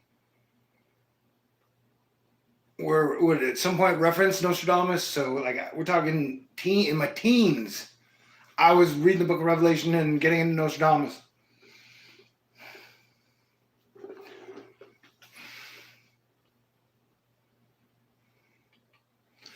And a lot of times when I would read Nostradamus, I would have nightmares or bad dreams. Oh, can I tell you something? This is the point of the video where I start talking about Selena Gomez. To start out 2021, the first dream I had, it was a long, elaborate dream all about Selena Gomez. It was like me and her. She had a giant family, a giant entourage, and she had guys that were like suitors and hitting on her and trying to win her heart. And so what felt like a dream that was like a whole day. Like I ran around running errands for the whole group and trying to keep her out of trouble, trying to keep her safe. And then at the end, I got upset, mad, had one of my verbal like blah, blah, blah, blah, blah, blah, blah, blah, and then marched out. And I don't even think I got to hold her hand. And so that was how 2121 started out for me. I had this really long, elaborate dream about Selena Gomez.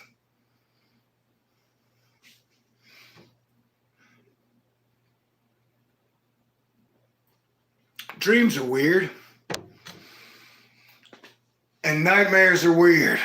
So what I'm trying to tell you is that, like, thanks to Summer again, because I wouldn't have done this if Summer hadn't contributed. But technically I was looking for an excuse to drink beer and get fucked up. Because this is only the second time I've drank in January. The other day that I drank was on January fucking 6th. I had 5 beers. They were Dos Equis.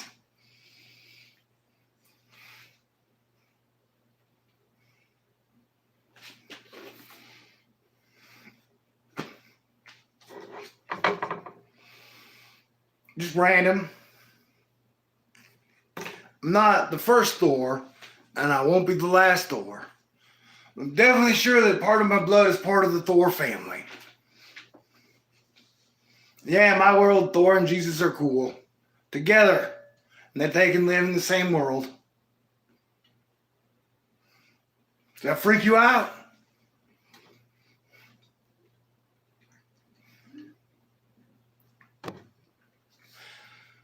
And I would be over there like, why can't everybody get along? Like, I don't think Thor and Jesus are fighting. Anyway.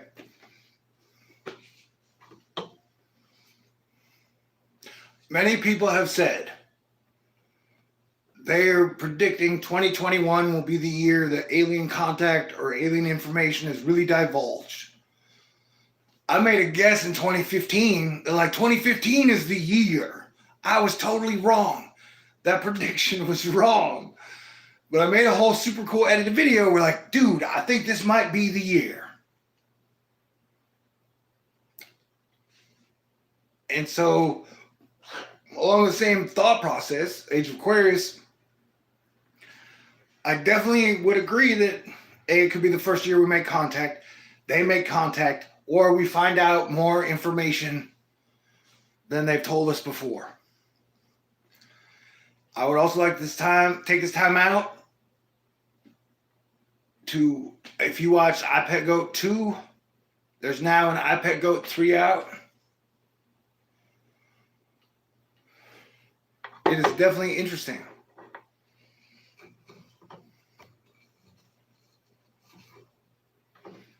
Thank you for hanging out with me.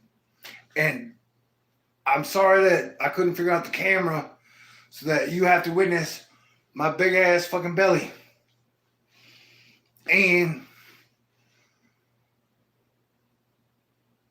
oh my God, did you guys see The Mandalorian and Cobra Kai season 3?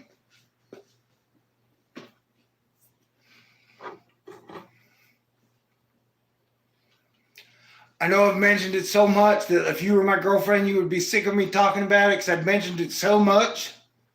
Back in the day, 1996, I worked on a film he was a producer, but he had directed The Empire Strikes Back and Never Say Never Again with James Bond. So on that film, I was a director's assistant, which was a glorified production assistant. So I got to stand next to him and the director for like 40 days, talking their ear off. I was 26, it was much more energetic. And I had come up with a whole Boba Fett backstory where the armor was magic. So my thing, Boba Fett was a super hot woman. And I called it The Chronicles of Boba Fett. And I swear to Jesus and God and Mama, he said, that's better than what Lucas is going to do. Because this is right before the very first Star Wars after Return of the Jedi came out, like the whole new batch. He knew, and at that time he was not happy with the direction that Star Wars was going to be going.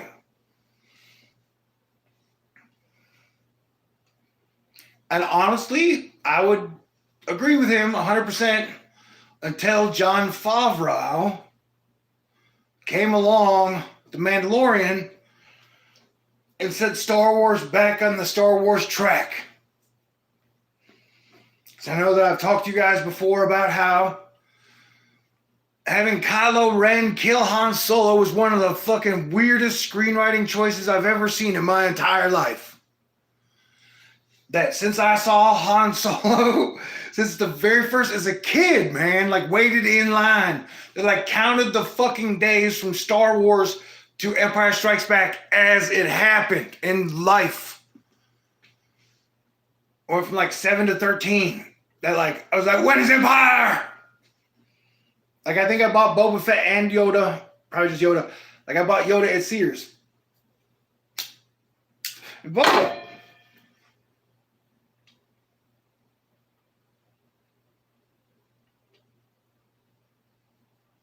They're having Kylo Ren kill Han Solo. Like, having Han Solo's son kill his dad.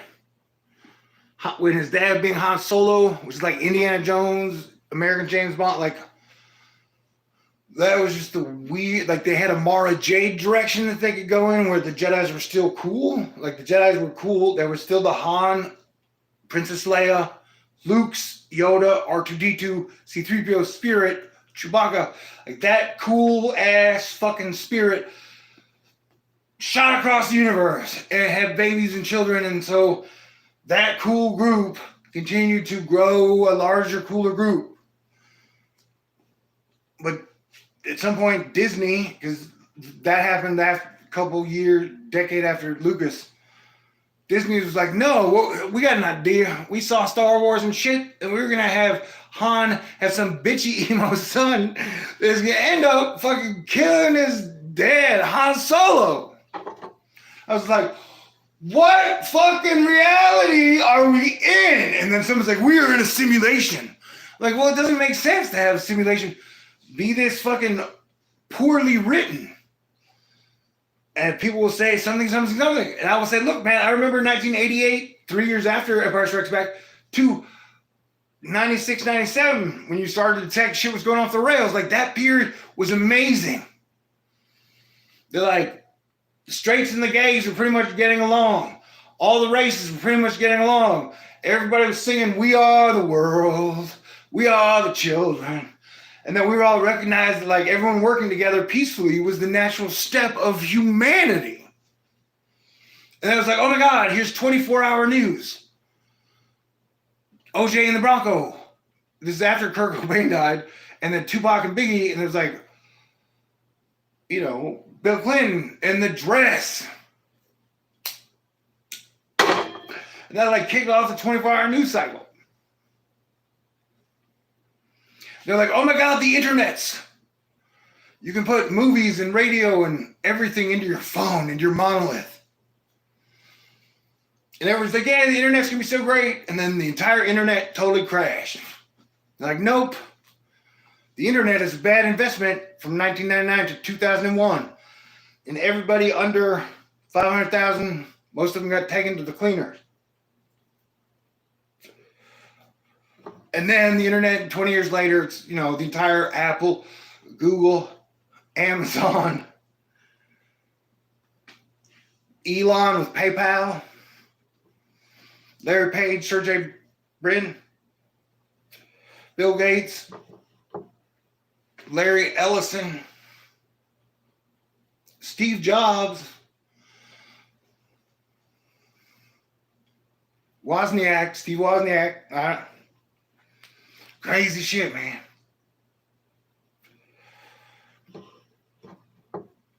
So yeah, and then Cobra Kai. Season 2 was all about, what to me felt like it was the election. Or this giant war that they've been building up since the 80s. For the next president, 2020 was like Biden, baby boomer, Trump, baby boomer, and they were gonna have a giant fight, but it literally had all the kids and all the believers and everybody like totally duking it out. And so Cobra Kai 2 was kind of the election. The season finale to me.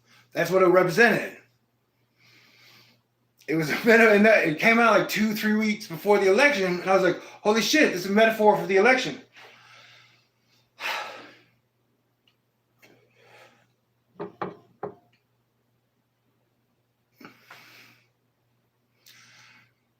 And then Cobra Kai season 3 was the best season total out there yet.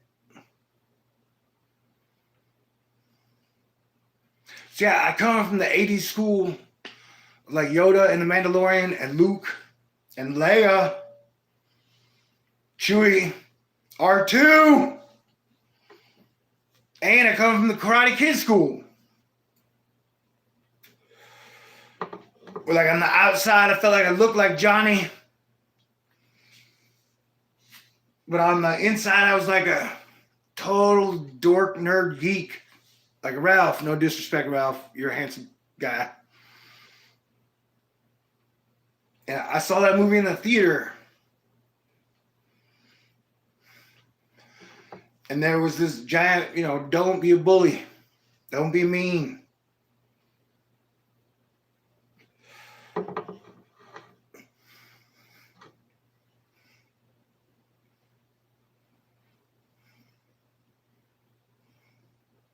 It's always like a choice between Star Trek and Star Wars.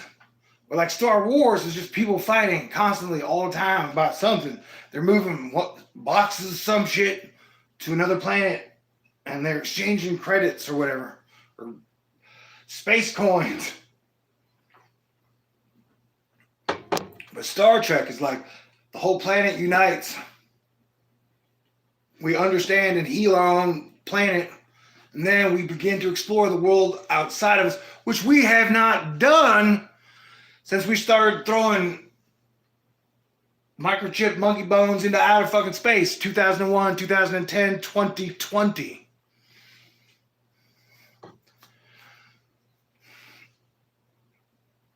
And the Taylor Swift security account, whoever was on it that day, tweeted out a thing about how their belief system was totally shaped by a YouTube video about them, how they didn't have the technology to fake the moon.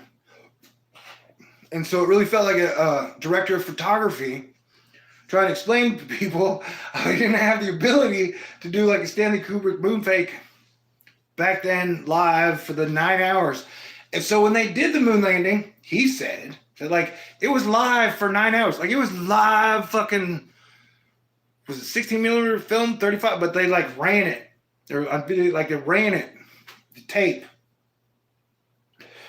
And so it wasn't like 5-minute bits from the ISS or memes from Elon Musk's fucking rockets. It was uncut. Wait, was it 76? I don't remember. 67? And it just ran. And it showed the whole thing. And so he tried to explain how with the technology back then, we didn't have VHS tapes, bro. We didn't have like, because you go from like transistor in the 50s to, it's a very short jump of how humans would be able to, if aliens had given us some type of front-running technology to jump from the aliens doing it and understanding it with human being from transistor to VHS tape, like that's, people don't seem to have a good grasp of technology is what he was trying to say, and that we did not have the capabilities to fake the moon landing, technically, and that for all the grand theater of putting on a fake moon landing, it was much easier for us to go to the moon. Like the moon isn't that fucking far away. The moon is kind of like the Bahamas. All you gotta figure out how to do is fly from point A, point B. Now, if what they tell us about oxygen in the planet is correct, you might die there if you don't have the proper suit. But actually getting from Earth to the moon, whether it be a rocket, a space shuttle, a jetpack, isn't that fucking tough. We have figured it out. We've displayed that we know how to do it for like 50 years.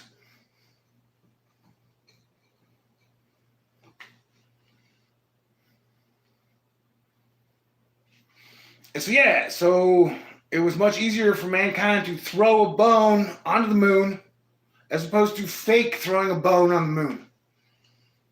Like it's just a place 300,000 miles you got to fly to, whether it be your airplane. It's like I was talking about in the movie I wrote back in 2008. One of the main characters, they had an F-35 that could like jump to Jupiter, or like it's basically a super badass Buck Rogers plane that can planet jump. And in iPad Go 3, there are definitely solid allusions made to the fact that, yeah, man, they have like magnetic planet jumping craft.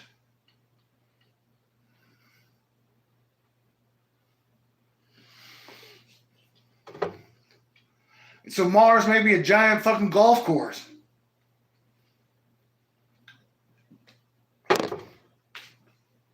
So it does feel like they spent 20 years turning Mars into the greatest golf course ever.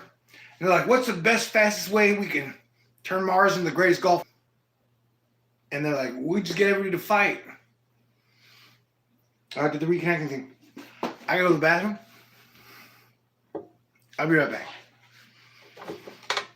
Hang tight, Ghost Rider.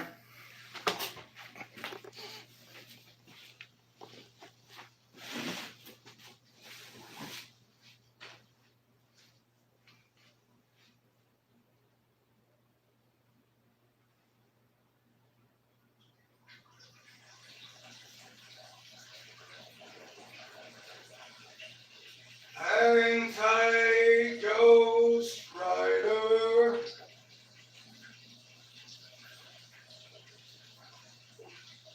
Fly smooth in your way.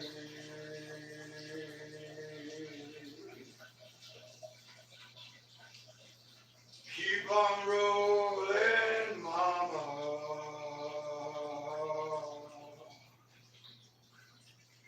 And make it to another day.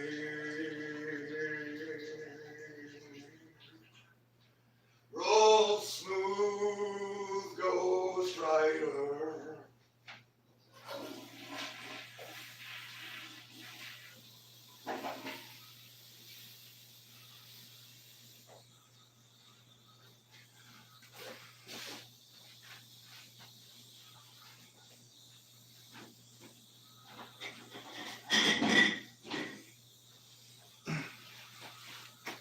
So I haven't got to hang out with you guys for a while. So I have to admit, I do love it. How long it would last, I do not know, because shit is fucking crazy, bro.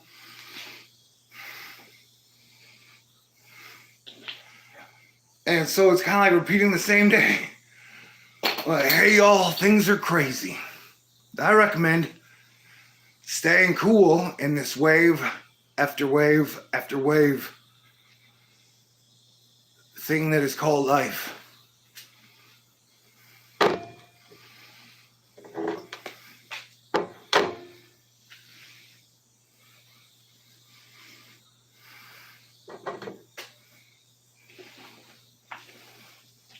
And if you're just joining us, this is only the second time I've drank. January, I had 5 beers, Dos Equis. On the 6th, started drinking about noon. I think I noted on Twitter, like, fuck, I'm having a beer.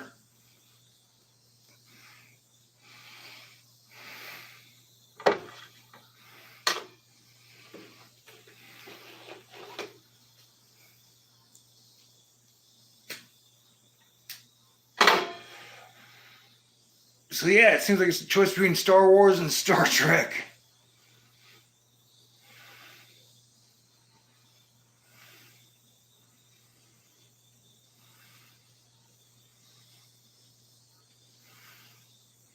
And so it's like, for me, and us, a lot of us, the whole Jesus being a Christian in this whole Star Wars, Star Trek, Avengers, Justice League,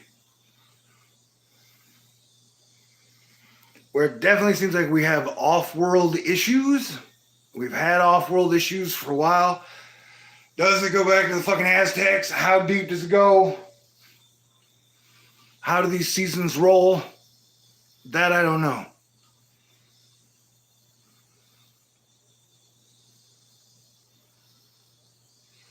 But that Christianity seems better wrapped in a context of it's like Star Wars, Star Trek, and that no matter what, plan to be here for another 10 fucking years.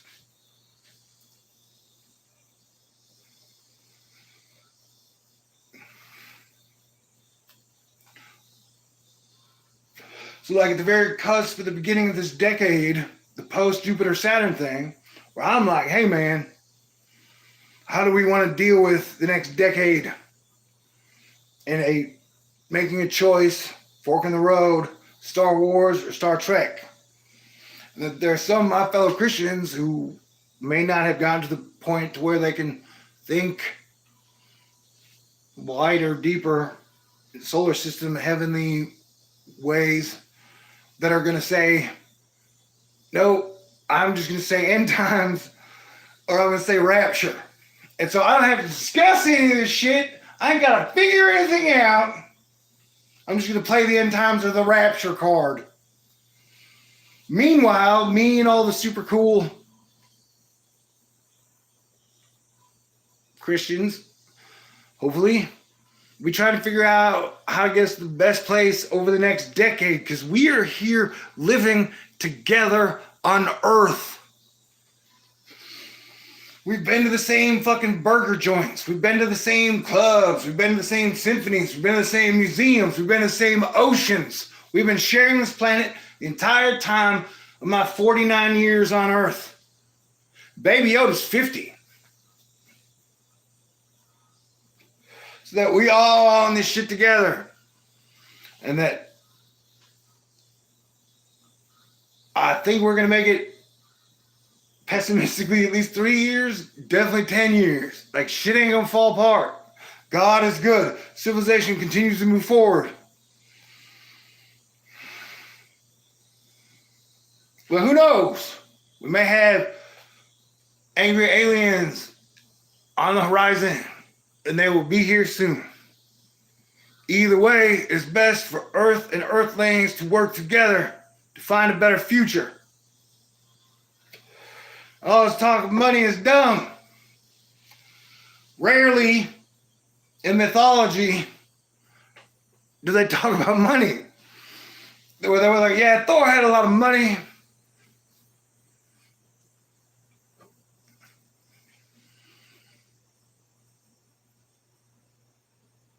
That it's the people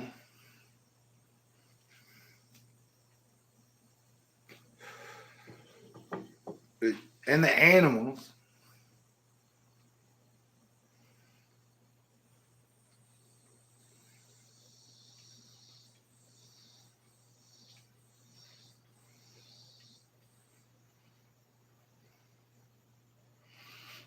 Well, how many variations of flavored water are there in incantations across the entire solar system or universe or galaxy? Like, how many different flavors of water or beverage are possible? Just from taking a liquid, whether it be beer, wine, Kool-Aid, Pepsi, Coca-Cola, water, Gatorade.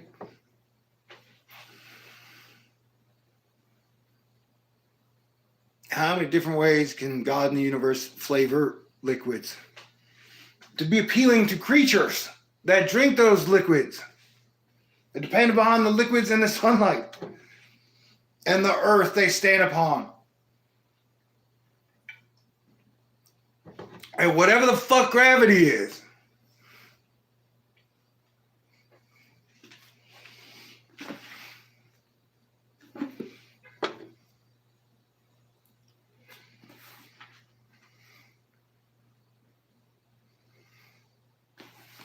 okay, so it says in June, some places being besieged.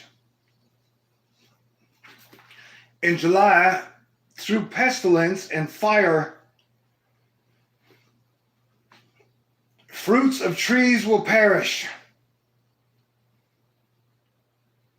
And I think over the last few years, they had the like king trees or the different brands of super cool trees, like the world trees. I forget what it's called, but like one breed of tree, they were like, oh, these trees that don't usually die are dying.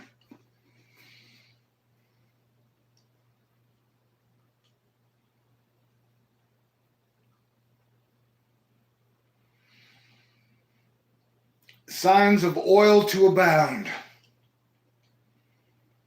So this implies in July that oil will be abundant. that Earth's ability to sniff out petroleum on the planet and bring it to the surface or store it will be abound.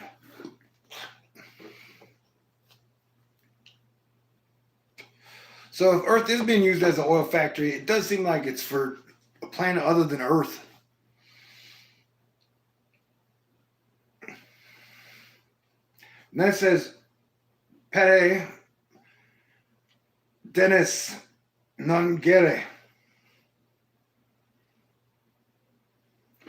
Which over here translates, here it's spelled D-E-N-Y-S, and then over here it's spelled D-E-N-I-S. I had a super great friend named Dennis, and my dad was named Dennis.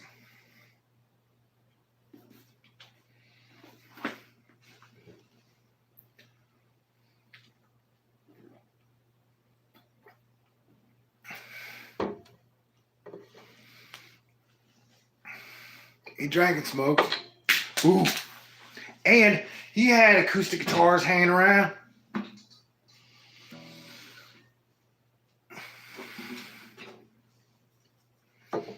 But that's probably not what it's referring to.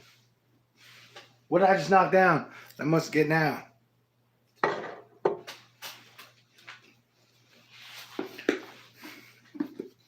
Maybe this is a sign of the universe telling me I'm too wasted.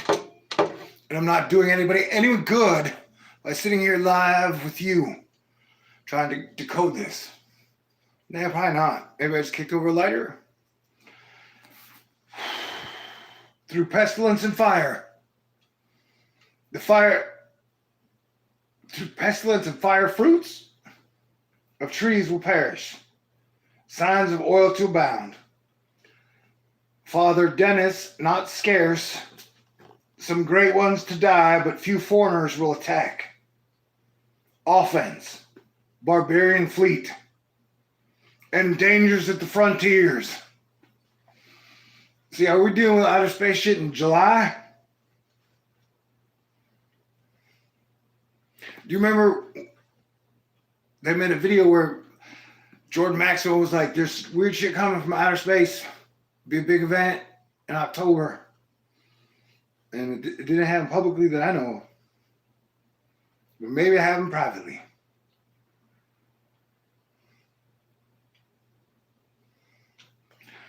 All right, now let me try and read it in its natural writing. Par pestilence, et few fruits de arbes, perunt, signe de hul e bonder. Pere Dennis non gere, des grands mourir, mas più de strangers sereront. And here it says it's one of those words that was not a wordy word, and it's spelled S-A-I-L-L-I-R-O-N-T. And December 20th, 2019, Space Force was put into place. And so, that happened under Donald Trump, and I will be forever grateful for that. Now, I'd like to do awesome things with Space Force, and technically I think we're all Space Force, because space is all over the place. Right now, the spaces around us are kicking our fucking ass.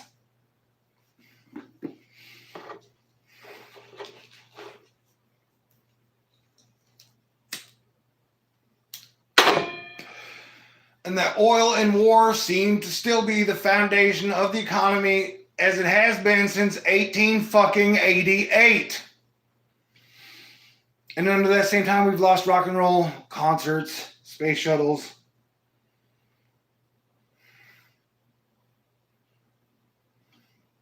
So when it says frontier here, it seems more like the frontier of space. That seems more of Star Trekian reference than Star Warsian.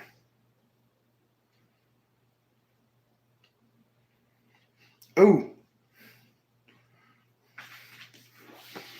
Well, good to see you, my friend Al, and the Knowles family. But here it says, I skipped ahead. It says Liber, Liver. And if you were one of the very first videos I ever put out on Thor News was about the Libor scandal.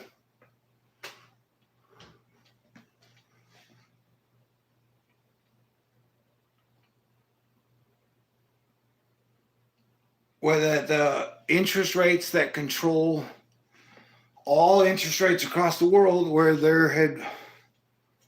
there's some malfeasance and artificial free hand to the marketing.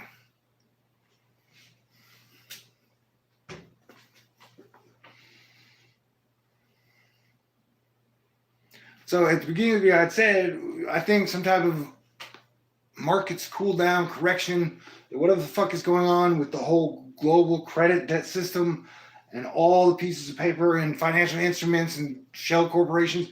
One of the bills that passed, I don't know, shit has been happening so fast that like forgot what was passed in, it was the NDAA, but it said they had to release all shell corporations or like disclose them. And I've tried to talk to you guys about shell corporations for a couple of years. And so that is a big deal, that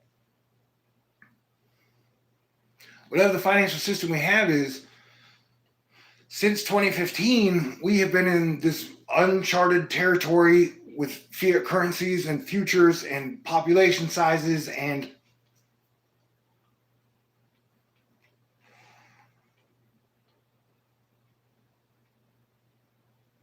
it seems like at this point so far on this timeline, errors and all, the human race is a pretty awesome, resilient thing.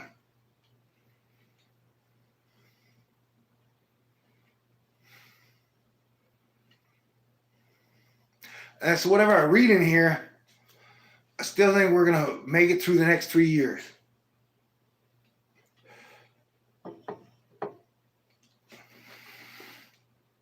But it's going to continue to escalate on we are going to be tested every day. Whether it be at home, locally, collective-wise, it's just going to be test upon test upon test.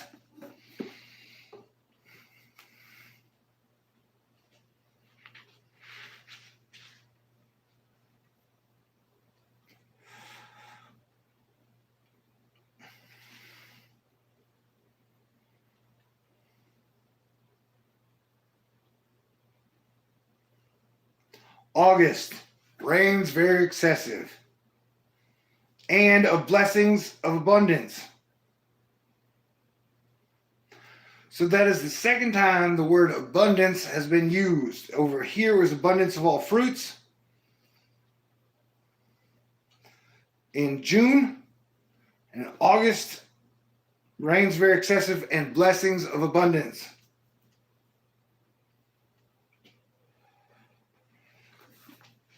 And so I think we should definitely all stick around, play defense, because those are two pretty positive terms used amongst all the Nostradamusian shit that they're, like I said, I think the spring and summer, we may get a taste of better things collectively in the new age of Aquarius. I don't think it technically begins till Pluto leaves 3 more years.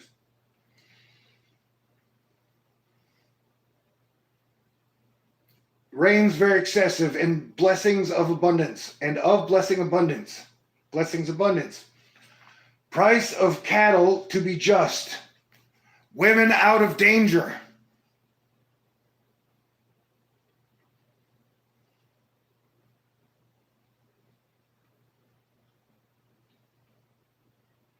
Hail, rain, thunder. People dejected in France. I'm just reading, this Nostradamus supposedly wrote in 1555 or whatever, but they can confirm that it exists back to at least over 100 or 200 years.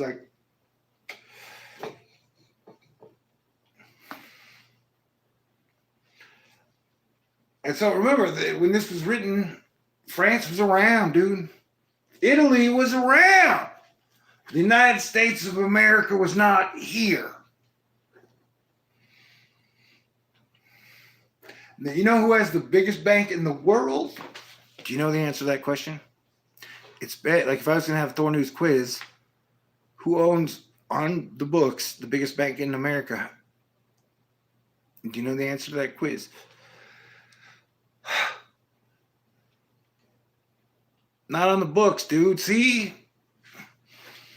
It's France.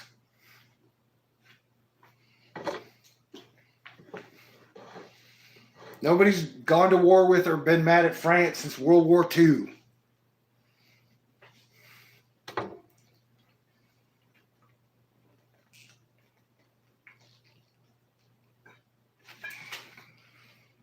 And the two types of guys, well, three. Well, from the European mythology, the two types of guys that could steal your woman were Spanish guys and French guys. Like if you're going through pre-American history or whatever.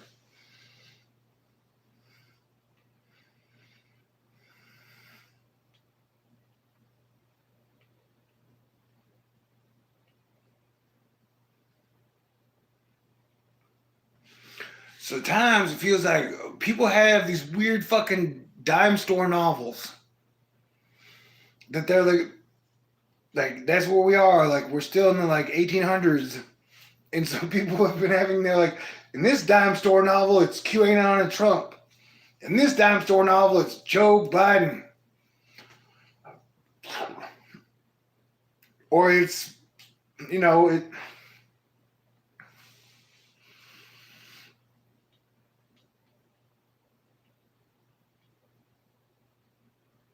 And the whole weird Ireland, Scotland, Europe, and this doesn't count the Middle fucking East, man. These are like two territories that are predate the United States of America on a civilization level.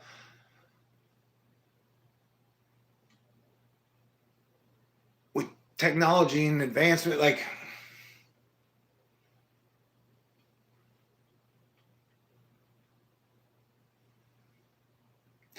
they're like it's always seems to me the majority of major public conspiracy theories are wrong when they're naming names.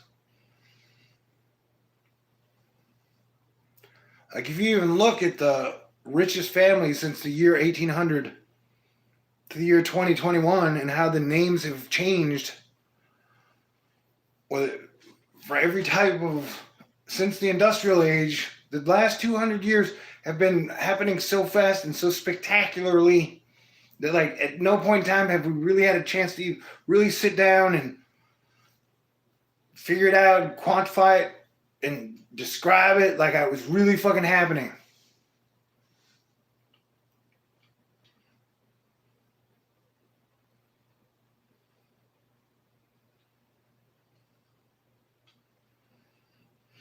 Thanks again to George R.R. Martin and Game of Thrones, because it definitely seemed like a large part of Game of Thrones was based on Europe and the happenings of all the kings and things and surrounding areas, Middle East, Russia, China.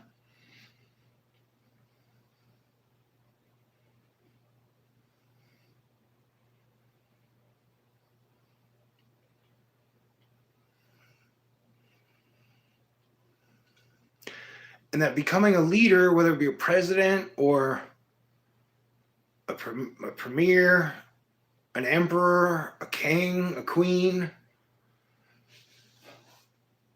the fact that like individual men and women have been able to rise to great power amongst thousands or millions of people is happened time and time and time and time and time again. And that up until radio and TV, that like all mythologies and religions were way off on a whole bunch of shit. And during that time, the abuse of other human beings happened in ways that we rarely ever fucking discuss. One of the most depressing moments I had over the last month and a half was I've been trying to write a Western or two or three. And so I watched a documentary on the Wild Wild West, like a documentary. And it was like, it was smarter to rob and kill the people who found the gold than it was to find the gold. Because if you found any amount of gold, someone would eventually come along and kill you, take your fucking gold. Because it was the 1800s. And then that was when you had like the people who paid for the gold rush with paper money, where they could like literally wipe out towns and nobody cared or knew. They're like, I don't know, man. It seemed like the 1800s was a whole lot of robbing, raping, and stealing. And more than they tell us about in the school books. And so that owning unions of miners, or unions of sailors, or unions of prostitutes, or unions of killers, or gunfighters, that was how you survived. That was how you ruled. It was really barbaric. The 1800s were really fucking barbaric. The 1500s were super barbaric with some weird, creepy levels.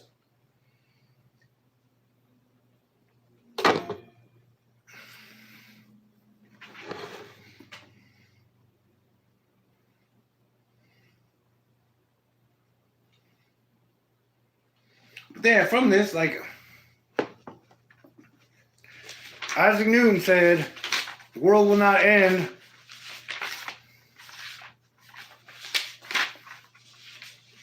Whoa.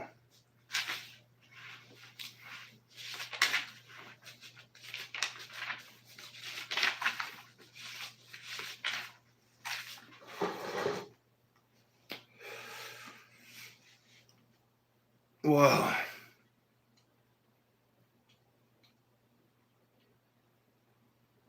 Isaac Newton said the world will not end until like 2354 or something like that. Whatever it is, it's not going to be in my lifetime.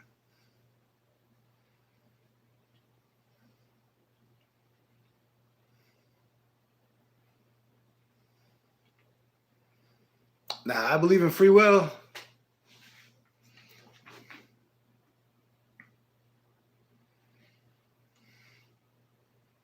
All right, so September.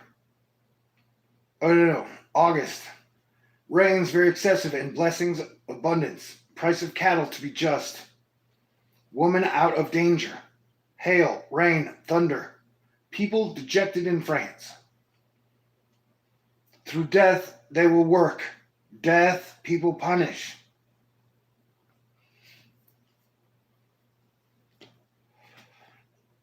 And so, was it 2015, 2018 when they did that giant space act about like who owns space? And they were like, corporations do. That's a big fucking deal.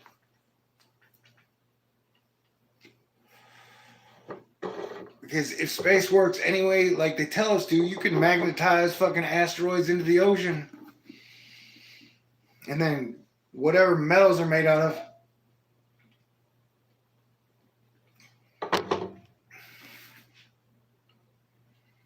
I don't know, can you put a magnet on a satellite? How far can you launch a satellite? As far as a Voyager, how powerful can you make those magnets?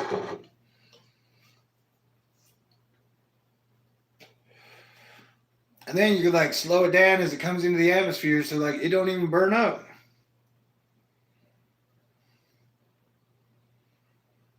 September, so here it says that like May through August, March through August could be fucking awesome. But then September sounds sucky. Arms, plagues to cease. Oh, wait.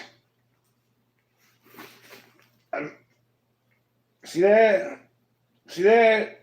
See that? See that? I misread it. Arms, plagues to cease. And in September over here it says armes, A-R-M-E-S, armies. Plagues cesser, plagues to cease. Mort de s'étudier, Seditieux. Over here it's translated as arms, plagues to cease.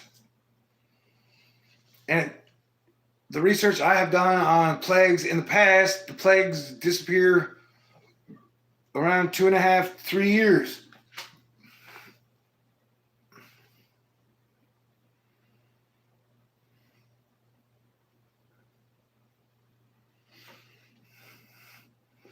Good night, brother. And thank you. Thank you. Thank you. And thank you to everybody cool out there.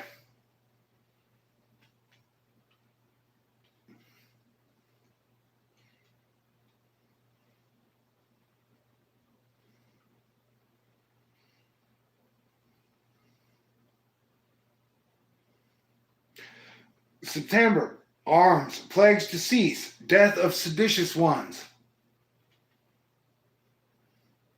My vocabulary fails me. At this moment, I can't exactly say what seditious is. I guess it's like sedition. It's negative. It has negative connotations. Over here it says La Père, which is the second reference to fathers in this year.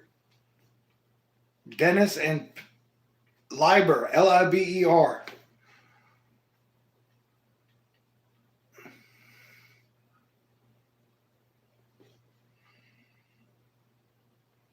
Father Liber, grand non trop edondre, malice seront cesses par plus malicent, France plus quo jamais vistrix triumphera. Man, supposedly you understand it more if you pronounce all the words correctly. Some of the understanding in the rhythm is in the flow of... Anyway, so over here in September, Victrix and then Triompera. Over here it is decoded as arms, comma, plagues to cease, comma, death of seditious ones, comma, Father Bacchus, Bacchus. So over here it turns Liber into Bacchus, because it says the Latin of Liber is the god of the vines, and vines is wine, and wine used to be identified with Bacchus, and I think Adonis. So they used to say when I was growing up that Jim Morrison was the most Bacchus Adonisian kind of, like if Bacchus or Adonis were to come to life, it would kind of be Jim Morrison. And when I was growing up, I was like, yeah, that sounds right. Although, why is Bacchus so angry?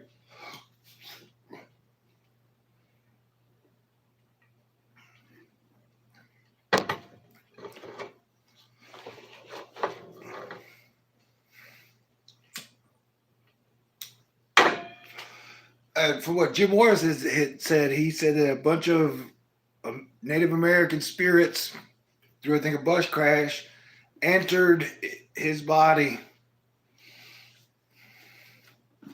It was like over 20. And so that would explain to me the darkness that was inside Jim.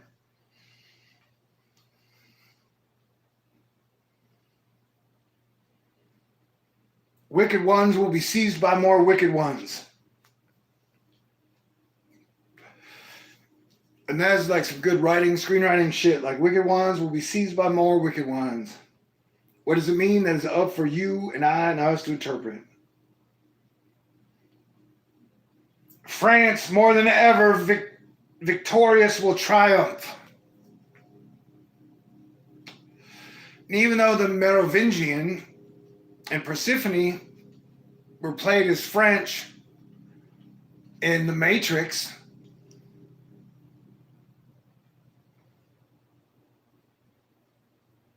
my initial impression is that the French are not evil. Although supposedly Napoleon was one of the antichrists.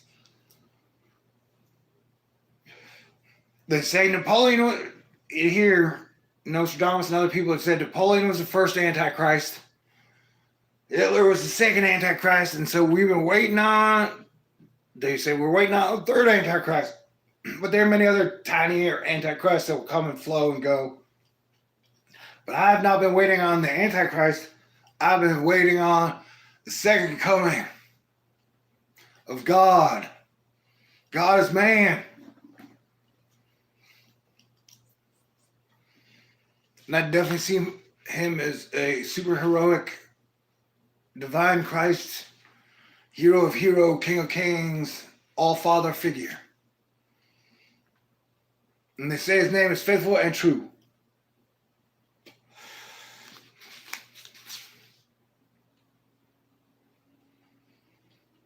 So it says here that like France, more victorious than will triumph. And so we are being directed that whatever is going to play out in 2021 will actually be largely Europe-based. Look at how motherfucking Europe is handling the motherfucking plague. Like, the dang, it's like people have only been studying one part of the freaking globe. They're like, part of your job in Asteroid Fight Club was to watch how every single country dealt with the coronavirus in the year of 2020. You had almost an entire year to watch and see how it went down. And so if you thought the states of America were dysfunctional, well, you should have been checking out Europe. Although it does seem like Europe has been, I don't know, it's just like Europe is like a weird version of America.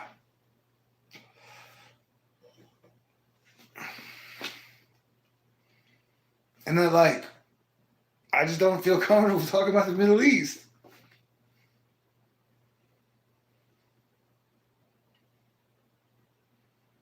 It's like the Middle East war has been going on for longer than the Europe war. And that I'm only in the country over here that's only been here for like 200 years.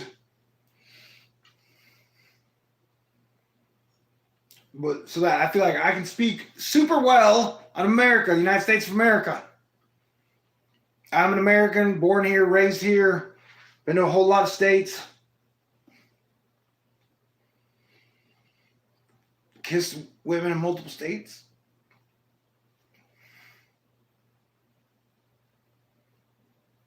So I can speak for America and Americans because I've.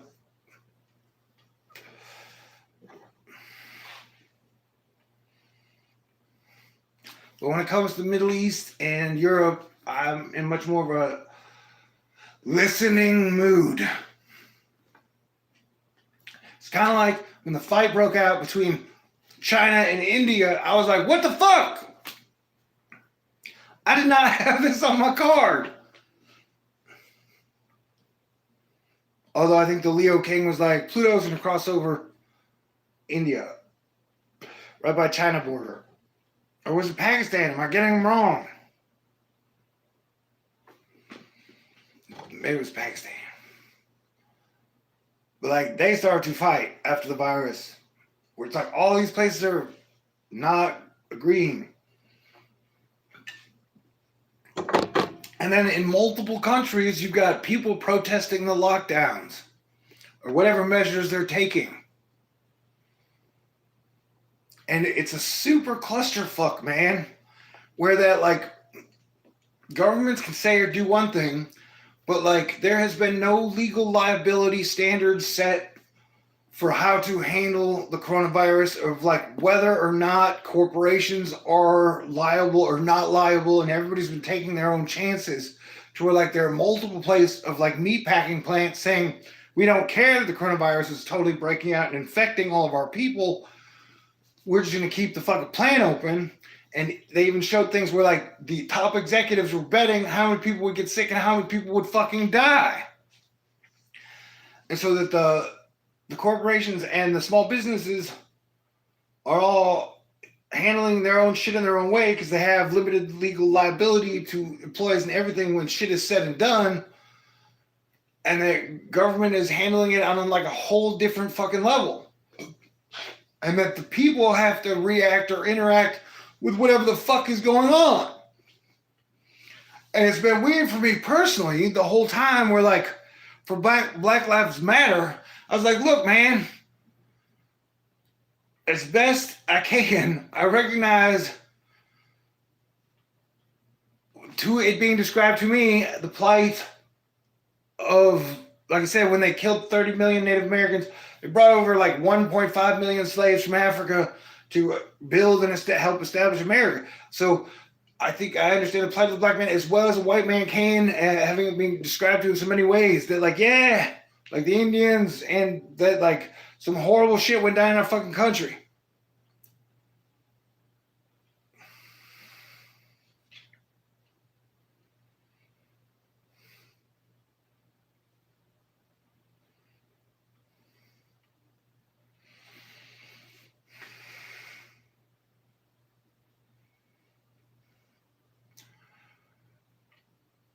And having a dude be videotaped slowly crushing a man's windpipe in a police uniform, white guy to black guy, George Floyd.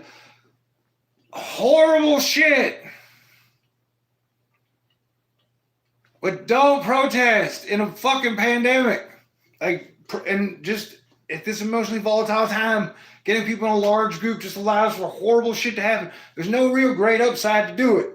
So protesting during Black Lives Matter, I was 100% against it. And that, like, doing political rallies during the pandemic was too much, like, even dumber. Like, it wasn't a weird fucking emotional reaction. It was like believing that the virus wasn't that big of a motherfucking deal. And that, like I said before, I don't, dude, no disrespect, I don't care what you fucking think about it. Like, people are fucking dying. More people are, it is much, much, much, much worse than the fucking flu.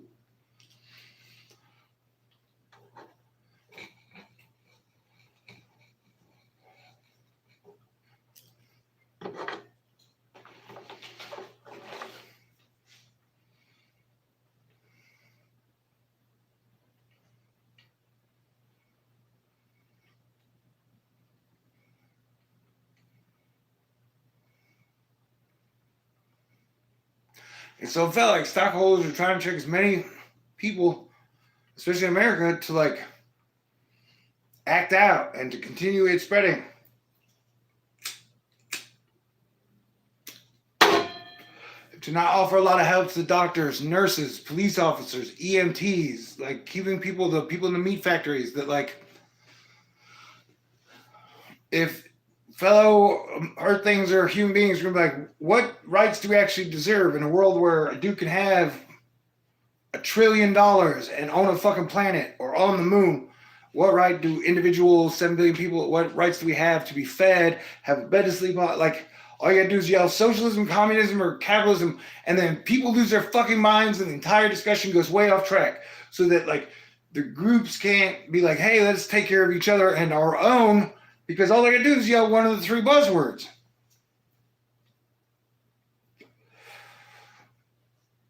And then, like, technically you have, like, 3 different groups. Like, you can say, like, Muslim, capitalism, abortion.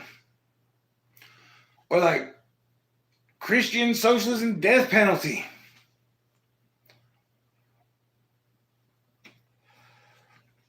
Or communism, gay marriage, pineapple on pizza. And everybody loses their fucking minds.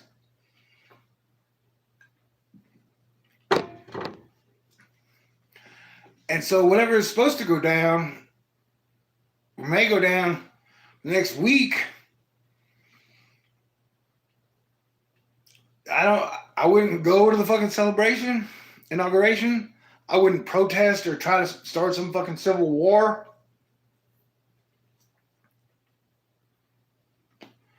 But the only way we're gonna get shit done is through teamwork, man.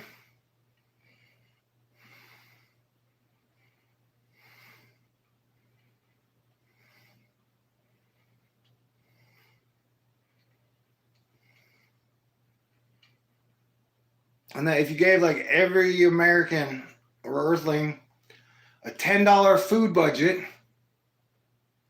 for the next 2 years, that is super fucking cool with me.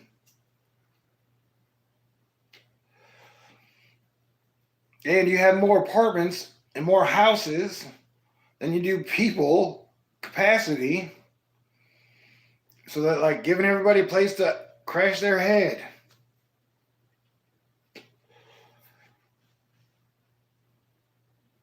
And so that those are like core basics. That the healthcare issue is so commingled, fandangled, fucked up. Like I said, that the coronavirus has caused 10 years of people who will need treatment. Like, it's supposedly, like, it fucks with your mind, it fucks with your body. So there's like a decade of therapy and money to be made off that type of rehabilitation. Just like diabetes too, and autism.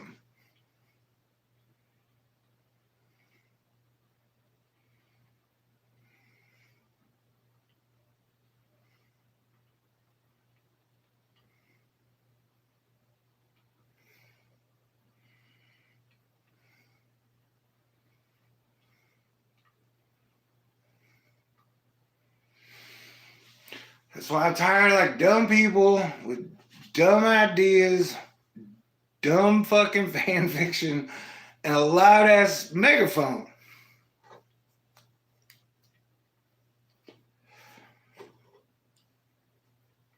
It's like the start of the year 2020. Feed everybody, keep everybody's lights on, keep them in their home, give them water to drink.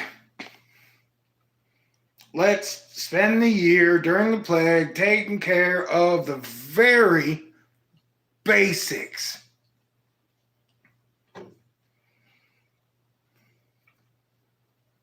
So yeah, like I said, I definitely didn't feel Biden or Trump are cooler than I am. And so if we would have, like, if I would have been installed as president at the start of 2020, just enroll everybody in American Space Force, and we're going to work together as a team. And that's my job, to save as many people as I can.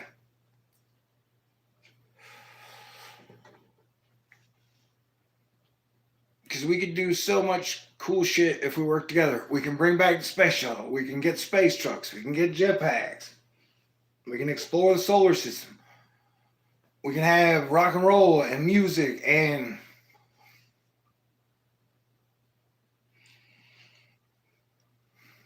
oh, but like I said, if I'm dealing with if I'm really only 49 years old, if I'm dealing with like 5,000-year-old, 10,000-year-old, 100,000-year-old immortal ancient demons and devils and shit, then I'm still doing the very best I can, my friend. I saw a post on Twitter where it was a beautiful young woman with like pink and silver hair.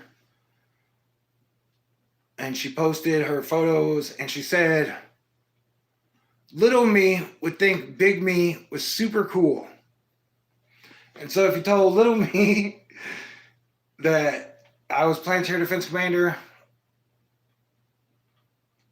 and I got to make videos every day, I did what I can to save the world and help bring about peace and better days and great music, I would think future me sounded like a super cool dude that would be like, yes, I want that.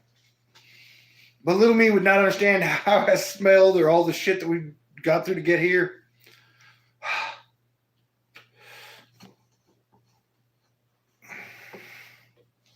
But, you know, at the end of if I died today or this year, and whatever our world's been, I ended up in a, like, this is where I guess I wanted to be, man.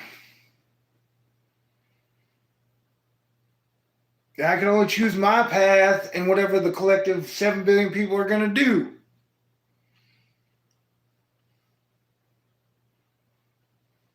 There was a quote I'd referred to from old Spanish poetry where it said, with the richest people, great patience is needed.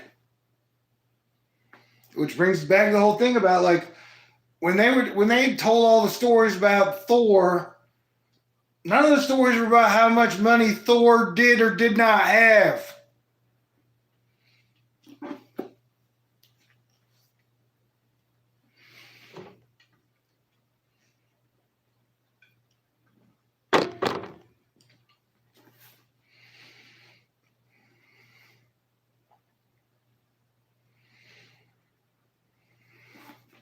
But overall, this year seems way more optimistic than last year. Now we're in October. Up to this month, will the great drought endure? For Italy. So we've had 2 Italy, 2 France references this year. And province. All fruits to have. So the August abundance of the July through pestilence and fire fruits of trees will perish. July fruits.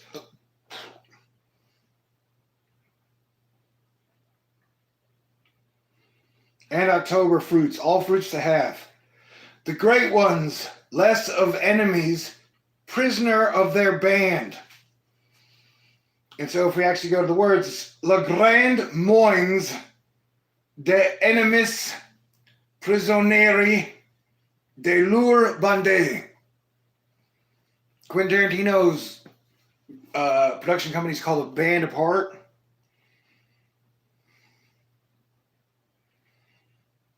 And I think there's this part in a movie about the Beatles where he goes, we're not a band, we're a group. Or is it, we're not a group or a band? I think it's we're not a band or a group. And band has like a musical reference. And man, I love the healing power of super badass electric guitars through badass amplifiers.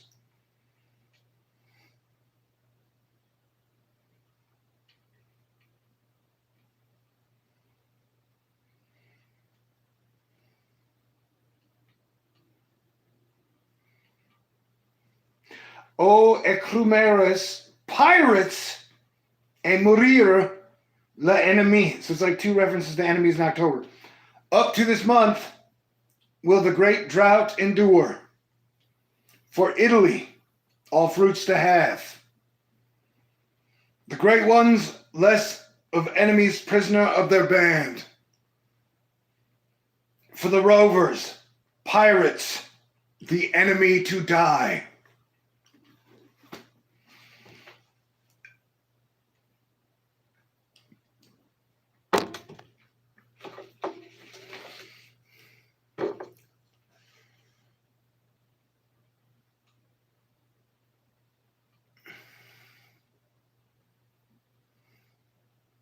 So you have Jack, the Royal Jack. It's personal, I know him, super great guitar player, super great dude. Captain Wheel of Time. Then you got like Captain Jack Sparrow. And then you got the Dread Pirate Roberts.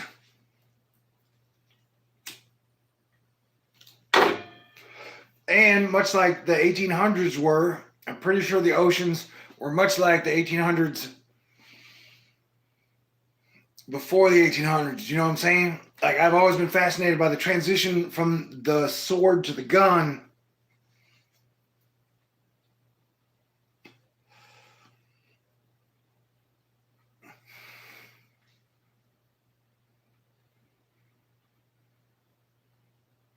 And so, you know, definitely the gun seems to be a common theme from the 1500s to the, you know, sword to gun. Try and expand your scope of imagination and to understand now in history and then what the future could be. And if you're going to juxtapose it against whether it be the book of Revelation or the Torah or the Quran.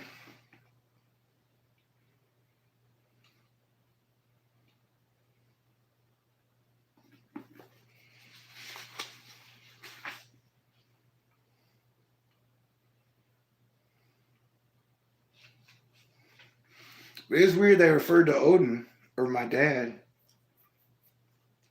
Dennis. And so my buddy from junior high school, Dennis, he was super funny, super smart. And at a young age, was like, hey man, I'm going to try and figure out how to brew my own beer.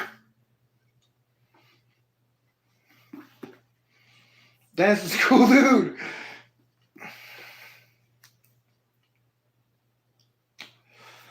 Like how I got funny was because I used to always love to hang out with other funny people.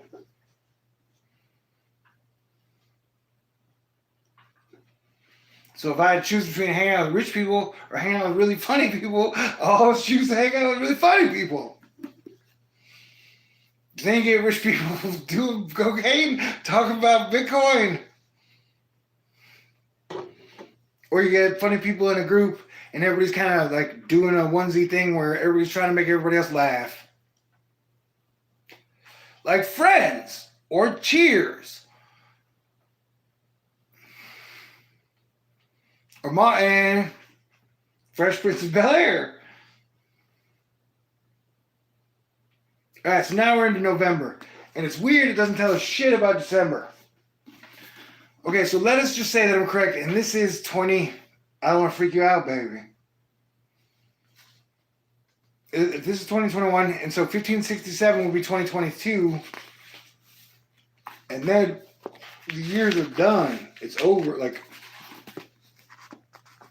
so by me figuring it out, if I'm correct, we only have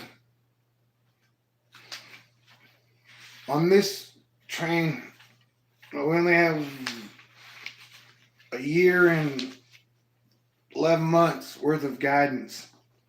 So that's interesting.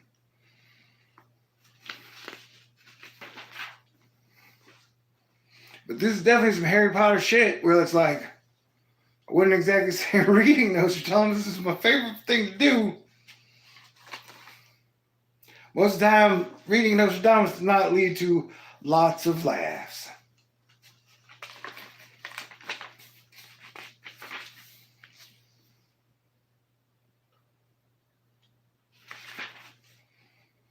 November, the enemy so much to be feared to retire into Thrace.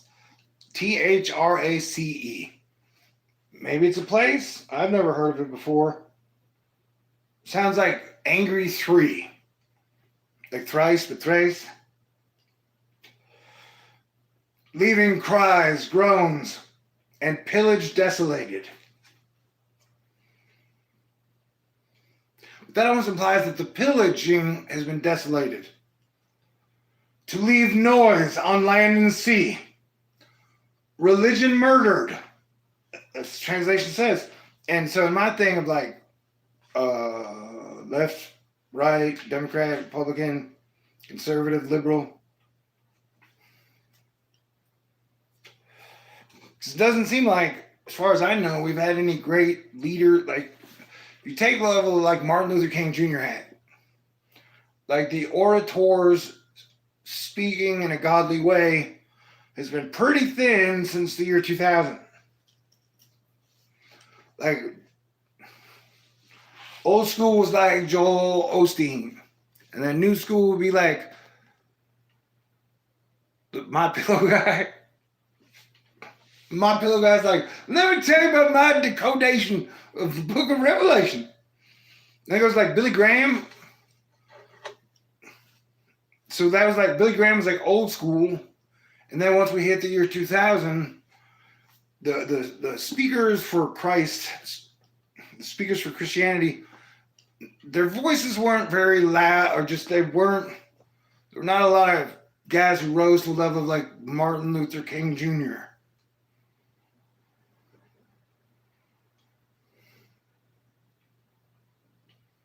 Where you talk about like each individual has their own voice, which is probably more unique than a fingerprint or a snowflake, and that Martin Luther King had one of the most amazing voices to ever walk the planet that we know of in the modern age. Like he could speak as like thunder.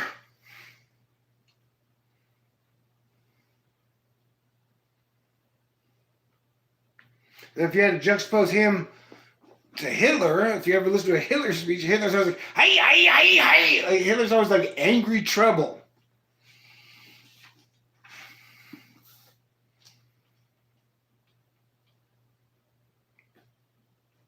And Martin Luther King was like calming, comforting bass. But at the same time, it was still very Rage Against the Machine-y.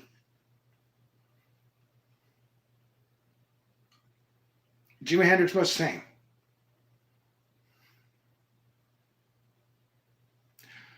Jovial ones put to root. Every sect oppressed. S-E-C-T. So there's a Jupiterian reference here, and I'm Sagittarius. Jovu, mis, and root. So the jovial ones are en route. And then toot, Toute, Secte. That's one of those words. It's not really a word. It is AFFOUL, a foule. Every sect is a foul. A foule. A foule. And over here, with religion, where it was translated into murder, it's probably not going to help. But it says religion, M-U-T-R-I-E. And they were just like, that probably means murder. But this is more like religion mutre, which almost sounds like mute. But not necessarily mute, because it has the R and the I. If you take M-U-T-E, there's still an R and I that's floating around. Muter. So that's where this ends.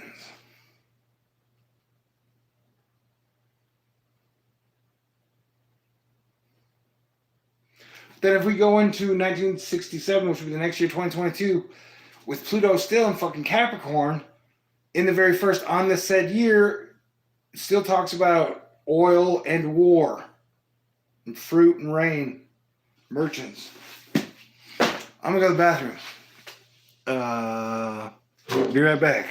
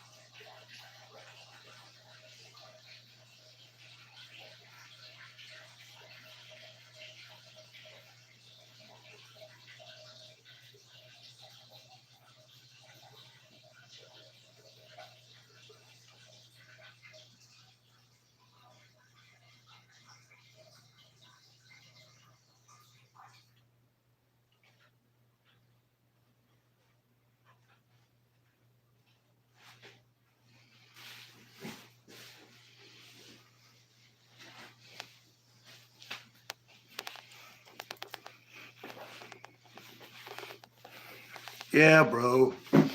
Oil and war in the age of Aquarius. And oil is more of an earth thing. Like an earth sign, you get oil out of the earth.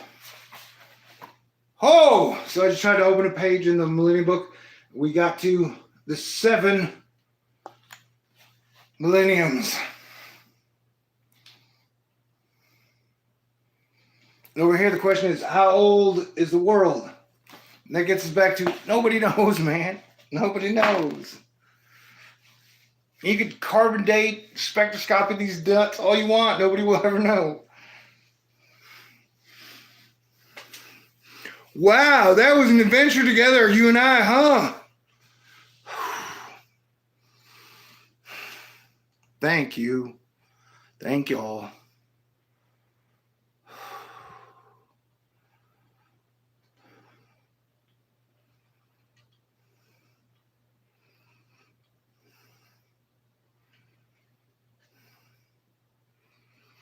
Take it all with a grain of salt. It was my interpretation of fan fiction.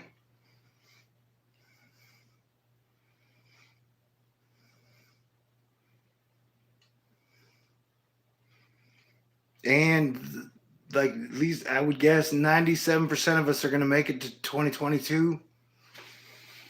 95% of us are going to make it to 2023.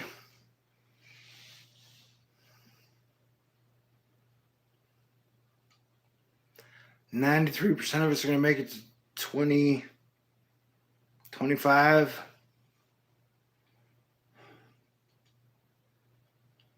So I would like to have good times as a planet as soon as possible. And that we don't really have any excuses.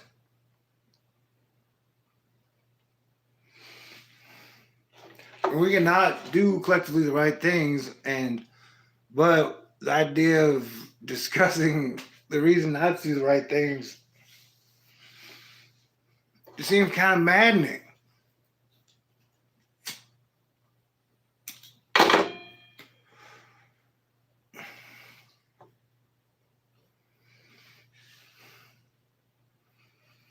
You guys are super awesome.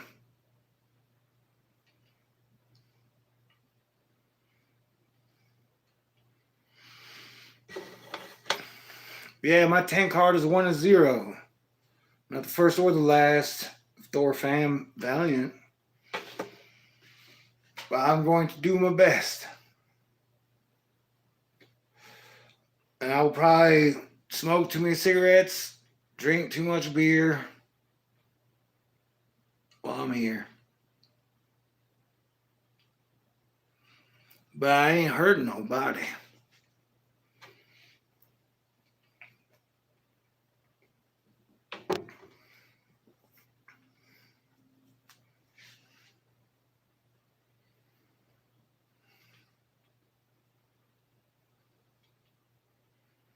We could be playing badminton.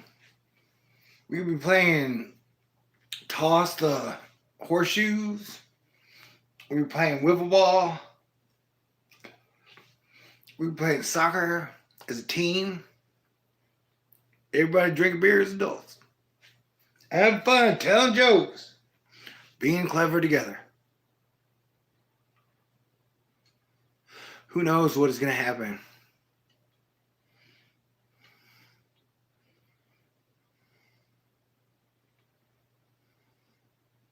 But as I've mentioned, part of my personal plan is I'm going to do my best to play defense through January and fucking February. And that I'm going to try and pressure as much as I can my mom and any people I super duper love over 65 to get the vaccine. Like, if you got to make the choice, like risk the virus over the next year or get the vaccine, I will rest assured and easier after they get vaccinated. Though it's not a sure thing, even if you get the vaccine, there's still a 5% chance you could get it and the vaccine didn't fucking work. Like, it's a potluck either way, and right now the odds seem better with the vaccine. And then if you go look at Google fucking smallpox, and one of the reasons they got so many people they got like millions of people vaccinated in the first month because there were no dumbass fucking conspiracy theories, and that smallpox would deform you with all these like bubbles. It was like worse than leprosy. And so everybody wanted to get vaccinated. They all got vaccinated, and everyone was like, yay, Joseph Salk was a hero. Because not only did he discover it, invent it, he then was like, everybody deserves it. I don't give a shit about money. We're saving children and adults here. And so that, like, them defeating smallpox with a vaccine was one of the coolest moments in all of Earth fucking history. It's like one of the where a single guy like pulls the sword out of the stone and figures out this horrible plague disease that is ravaging people everywhere and deforming them all, killing them. That one dude was like, I figured out how to stop it. And then they got like 10 million people in New York vaccinated in like 6 weeks, or like it was. And so it was like one of the science and humanity, and everybody was like, yay, they all fucking work together. And nobody was like, oh, dude, the Astors put some 1G microchip, like gold flakes into the back. Like, there was none of that QAnon the shit.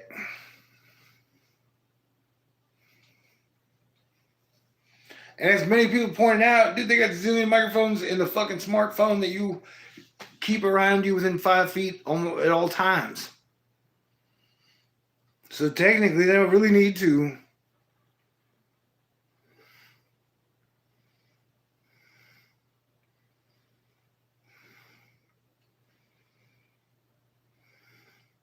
And so, like I've said, hopefully my mom or all the super cool people I want in my life over the next decade or more will get vaccinated. Because if you're 65 or over, it's about how aggressive you get in whatever area you are. But hopefully after everybody I will play defense until March, and then hopefully at some point in time I will get my Planetary Defense Commander vaccine in March. But there's still the theory that if you had it, and I think I had it 13 months ago, so that people keep telling me, oh, you're immune. I'm not so sure about that, but I still don't think a virus is going to take me out.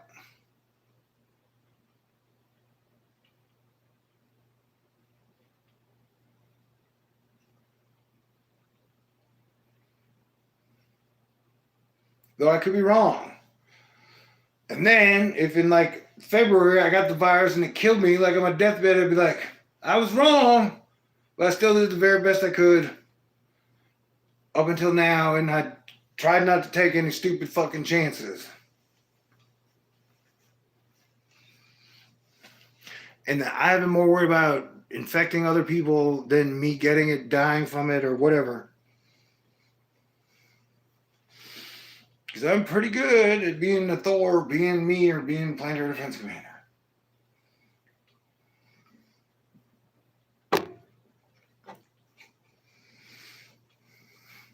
If I understand correctly, I've had police officers thank me for my guidance during this time.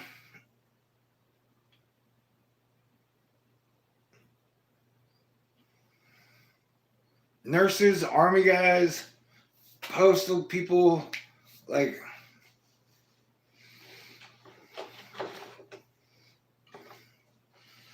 nobody's been like, not a person been like, fuck you for telling me to play defense for that year.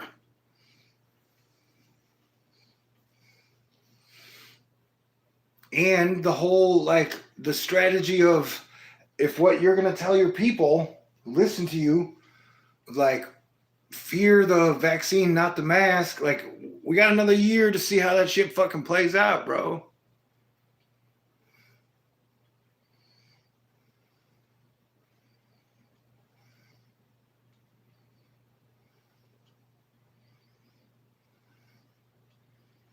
And that if we stay at like a 60%, 40% split over the next year, and the rollout's been shitty,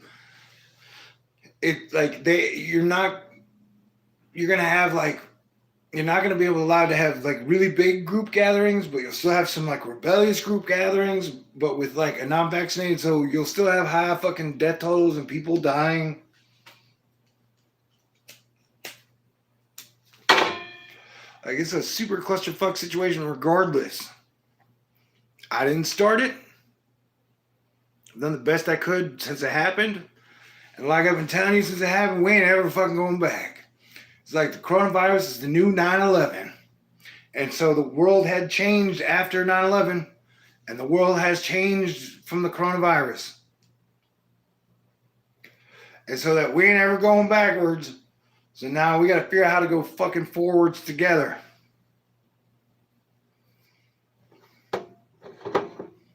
You know what I'm saying?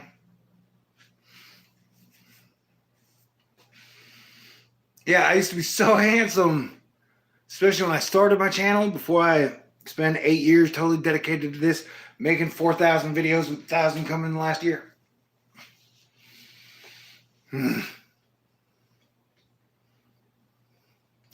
That's neither here nor there. I just have to see myself when the chat rolls away. It shows me a clear picture for a millisecond of what I look like.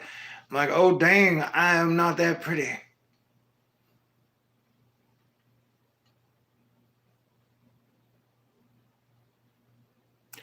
My buddy Apollo has a theory that we are all aging faster, or we have been since the plague started. And I would agree with that theory.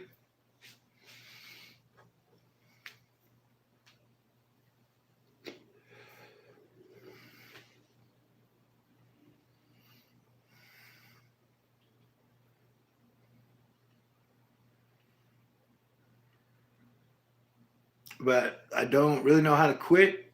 And because what are the options in this world other than staying cool and playing defense?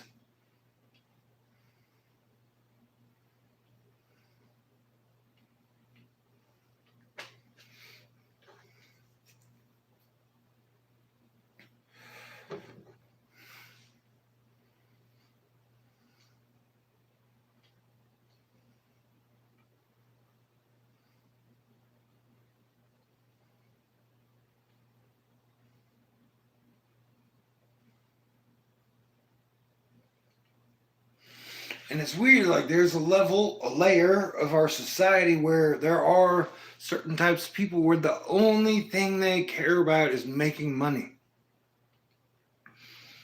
And the way we recognize it is that that is not evil. Technically, some people call that the American way.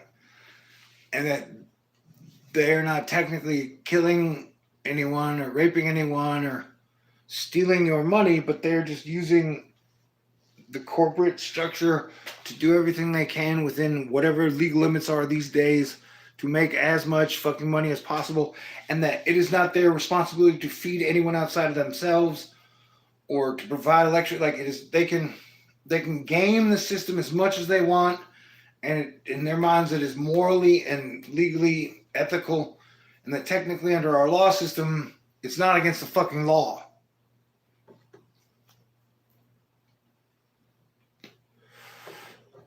Which is a weird spot, and it's why I get frustrated often when everyone tries to oversimplify things like Earth is not as complex as it is. 7 billion people. And I love you. All right.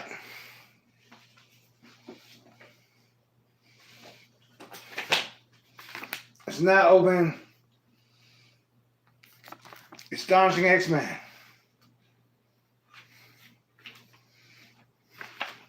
Whatever this page was that came up. Woo! How many beers have I had? It only feels like 4, 5, or 6. But I definitely feel toasted. I've had so much fun hanging out with y'all.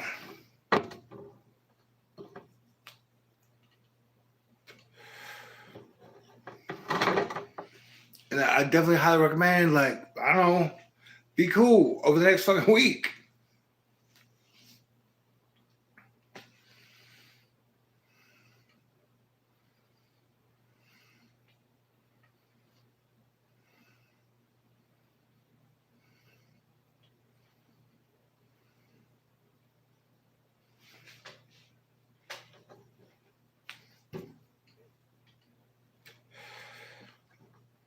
And then hopefully after a week, after everybody's calmed down, I can leave my house and go on walks. Try to get back in better shape or healthier. And then by March,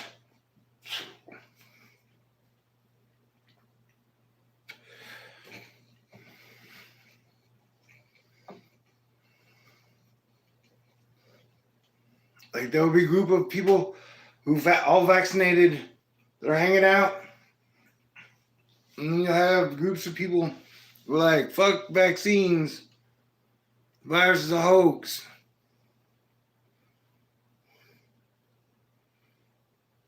Trump's going to arrest people with his Mars helicopter in 2021.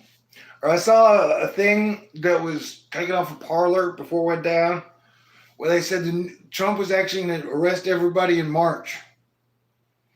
That like they were going to let Biden look like he was going to be commander in chief, and it was going to look like Biden was president until March. That's when Trump's going to arrest everybody.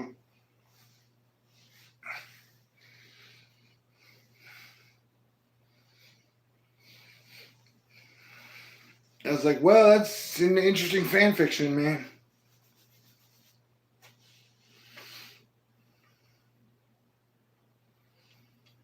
And that the pandemic, lockdown, not lockdown situation is a super clusterfuck no matter what most countries. Some countries have it totally handled. Other countries are fighting with each other the entire time and arguing about absolutely fucking everything. Woo!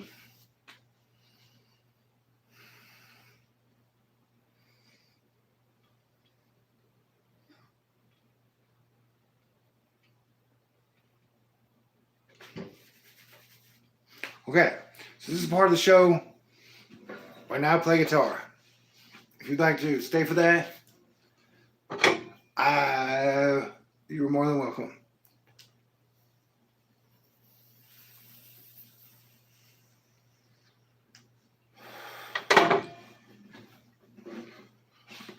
I watched the video where there were like 10 big songs that have been written on just C. Oh, that's not in tune at all, or I'm not fingering it properly.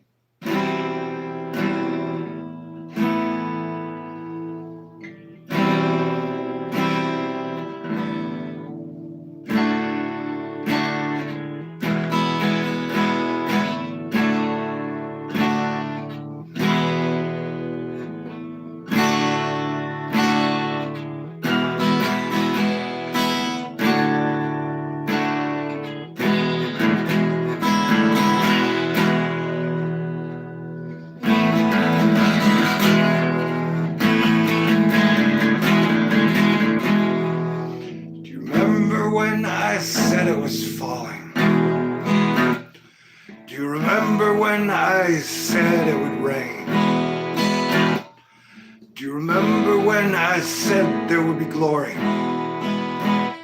Well, the sun is back again. The sun is back again. Yeah, the sun is back.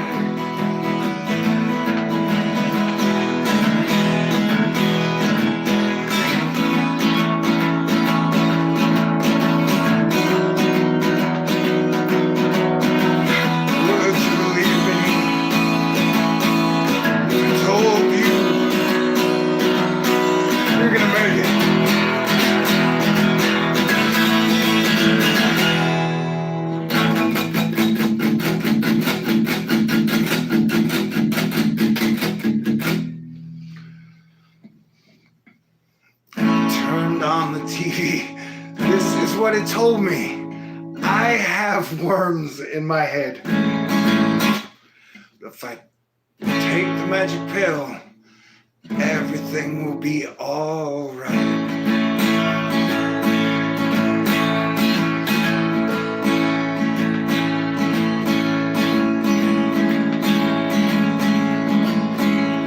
So off went the TV and on came the radio. God isn't anything sacred anymore. Shiver me timbers, this country is ready to fall.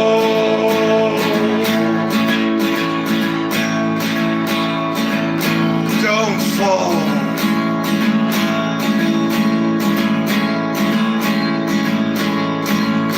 Don't fall.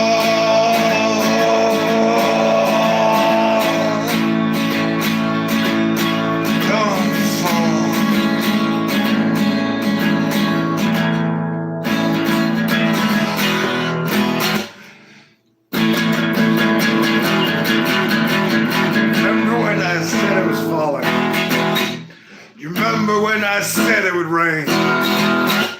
Do you remember when I said there would be glory? Well, the sun is back again. The sun is back. The sun is back again. Yeah.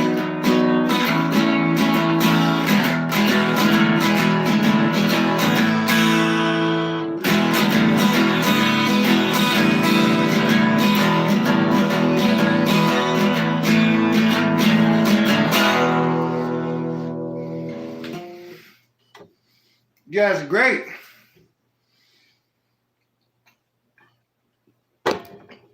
I'm sorry, I only know one part. One song. It's got a couple parts.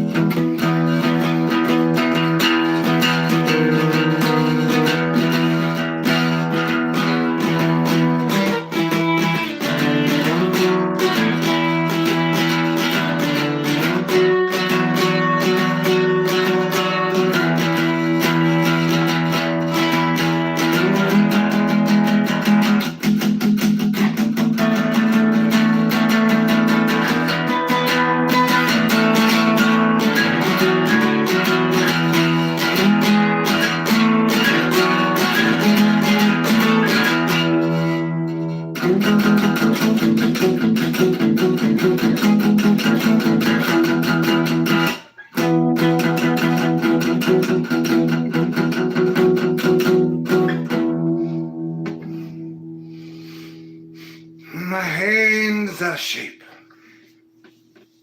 You are beautiful. Oh, hey.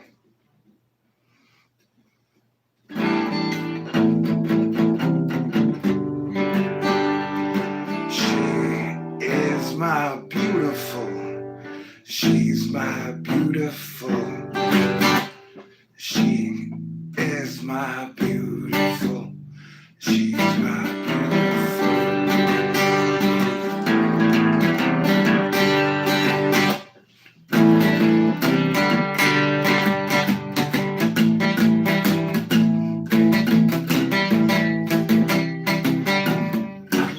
Crap. And play that one a bit.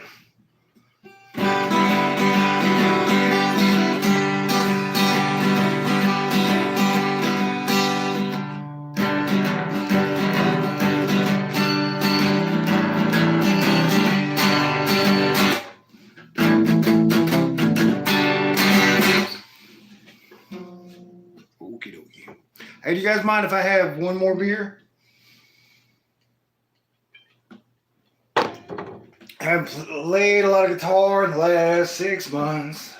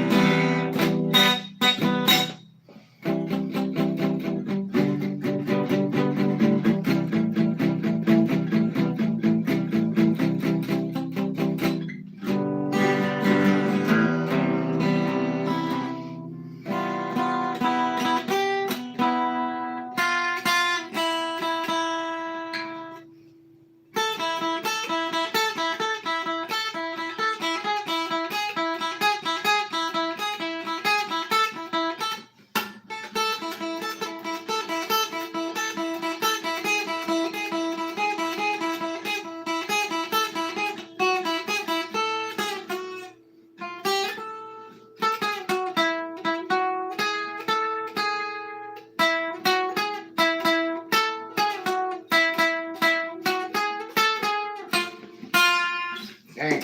Okay. Uno más cerveza. ¿Y tú, mi amigo?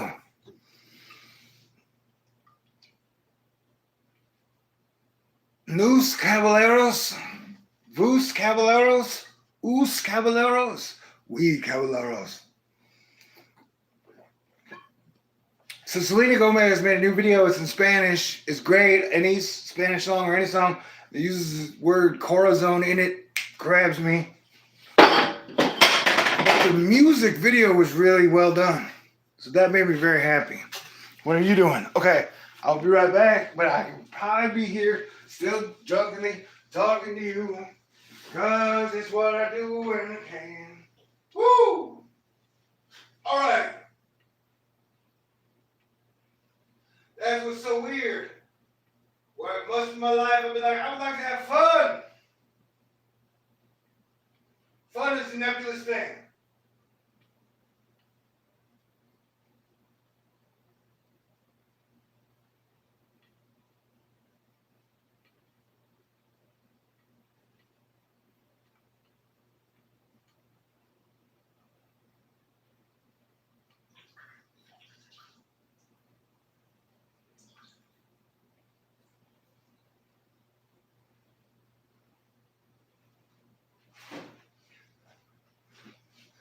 My body and my circulatory system needs work.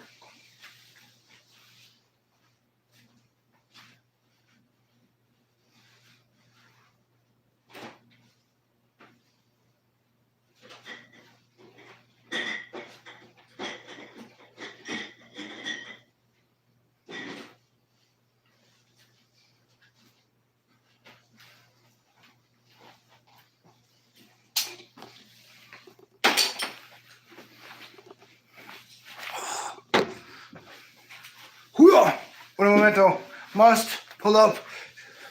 Oh no, hold on. No, I can't. Shit, fuck. Dang shucks.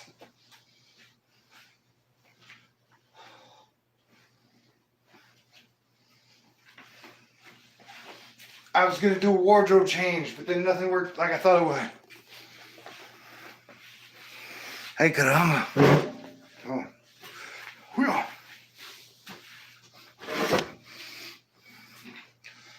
Hey.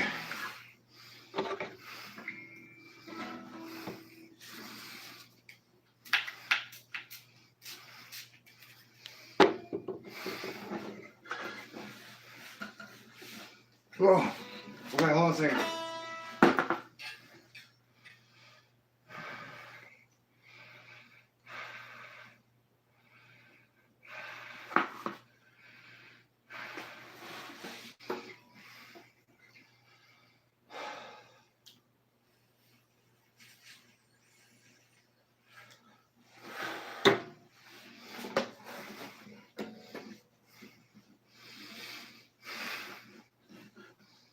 I don't even know if I know it anymore.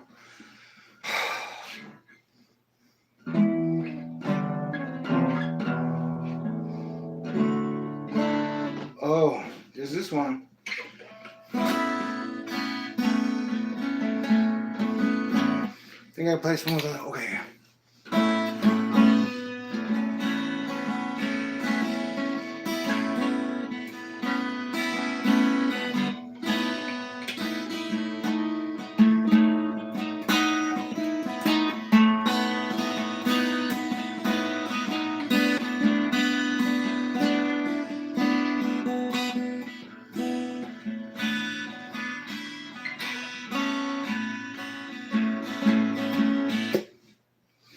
Sitting on shooting stars, waving at empty cars.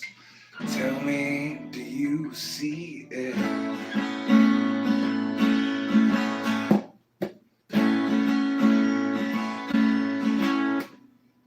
It ain't the first time and it won't be the last time. I'm so glad you enjoyed it. 'Cause I've got unicorn feelings. Their, dang it, shucks. Their motions and their meanings. I've got unicorn feelings.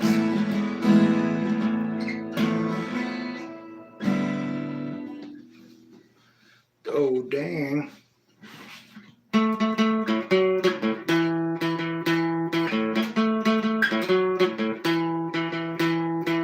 Taking care of business. I don't want to be an adult again. It's just me and my Pegasus. We're flying through the sky with all of my friends. Taking care of business. I don't want to be an adult again. It's just me and my Pegasus. We're flying through the sky with all of my friends.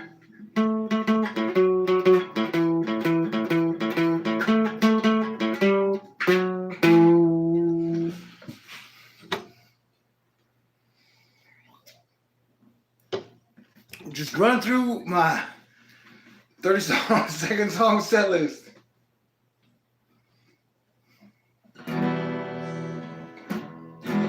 Oh, I remember this one? Okay, great.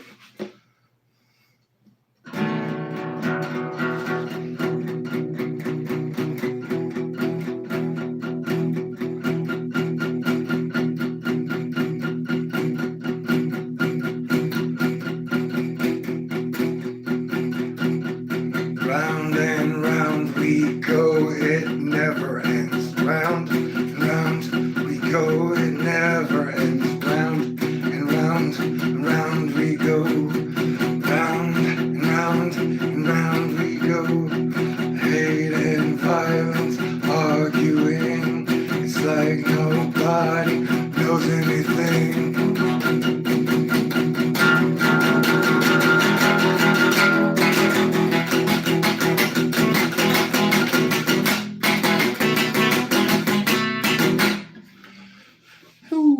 You get the gist, maybe it's probably okay.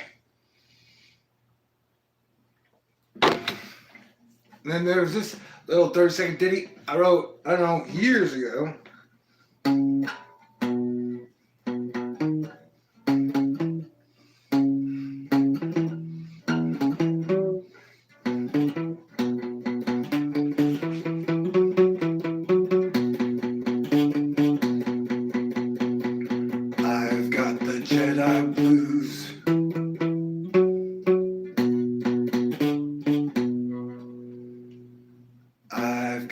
Jedi. I've got the motherfucking Jedi blues, baby. You wouldn't understand.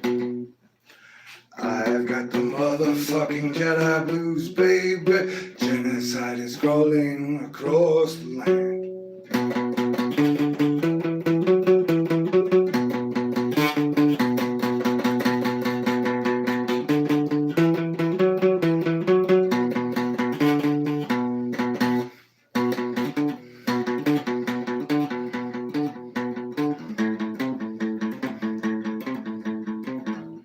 You have taught me so much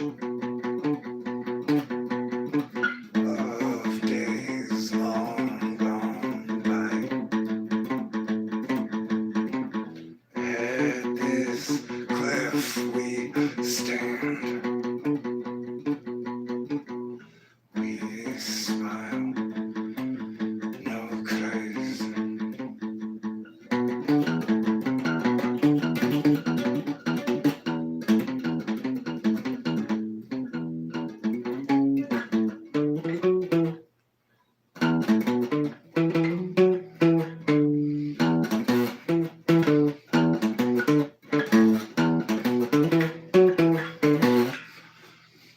But you can always go back to like, fuck!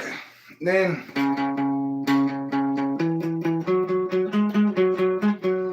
I've got the motherfucking Jedi blues, baby. You wouldn't understand. That's no disrespect to non-Jedis. But if you ever call a muggle, it sounds disrespectful. Language is barrier and tripwire sometimes. Sweet. Glad we had this talk.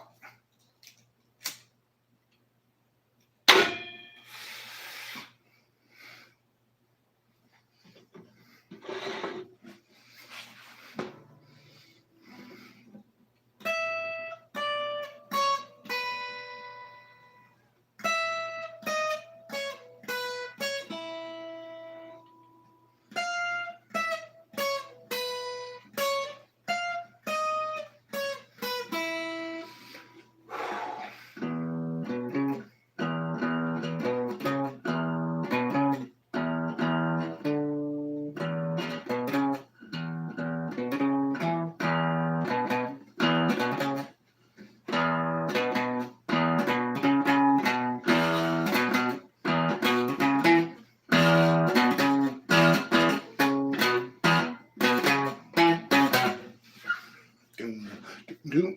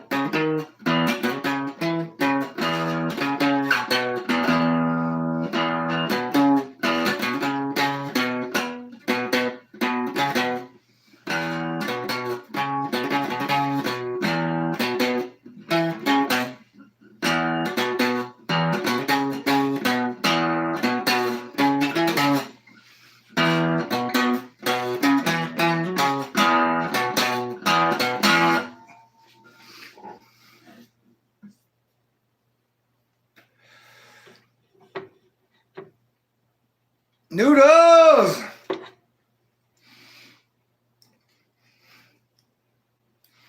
Noodles!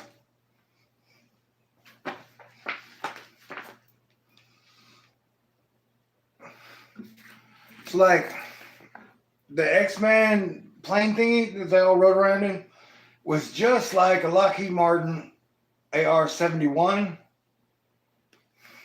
So the ship that like the X-Men ride around, it looks like that AR-71. If I'm showing this correctly, you can see Colossus, where he's like, I was just hanging on top of that AR-70 wherever we're going. I'm gonna surf this motherfucker.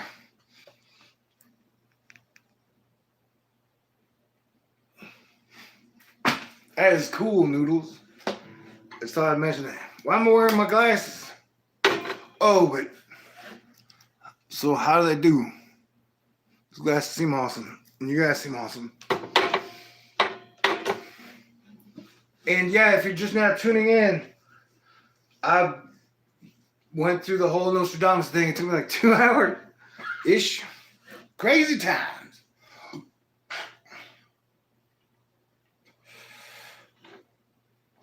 And now with the power show, I keep spraying myself in the face.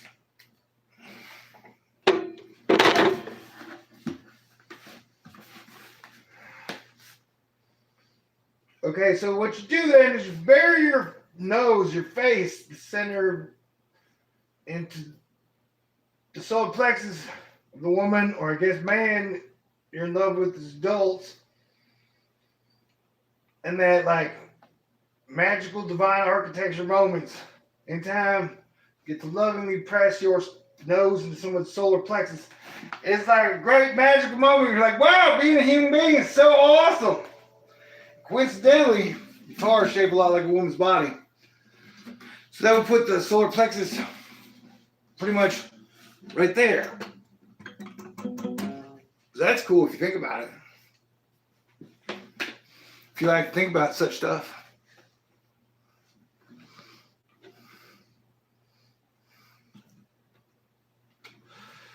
So it's like in my mind, going on vacation, I can close my eyes, take a 5-second vacation, 10 seconds, spray myself in the face with the good smelling rosy stuff, and then imagine that day, that moment, that time.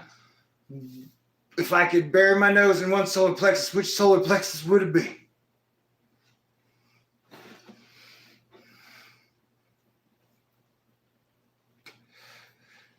Solar plexusing.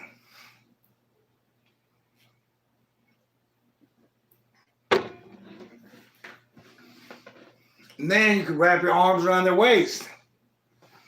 Put your hands wherever you want to. We're talking all super romantic, heroic, consensual adult stuff here. Don't get it anything ever twisted. Because in a Renaissance, romance has to return.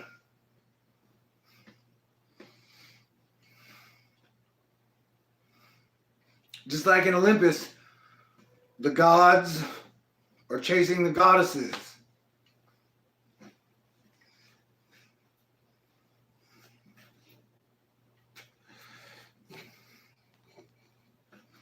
Crazy.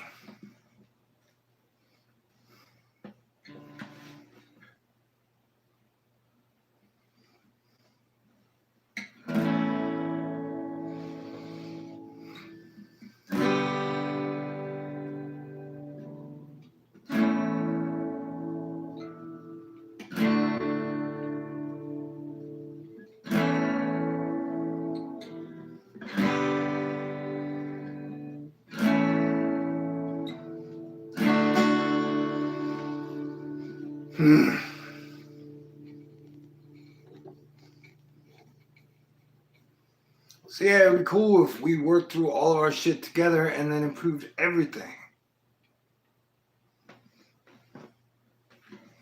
We could build a lot of cool stuff. And so as a kid, especially when I was like 12, and they handed me a Boba Fett, and Boba Fett had a jetpack. You could jetpack around town. Then you even had the Jetsons. It's like,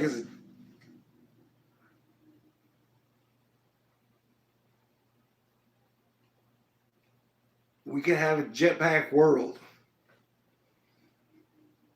Same jetpack world we knew was possible in the early 80s.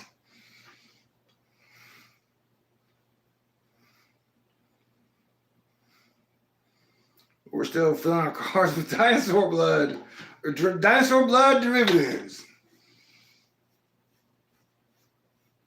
And I've said many times, people go to the gas station way more than they go to church, man.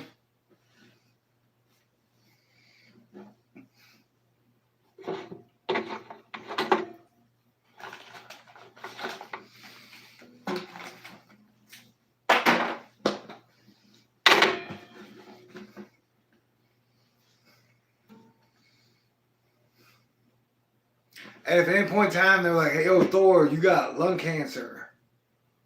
I'd be like, that sucks. And shit, I bet this is going to fucking hurt. And I love you guys.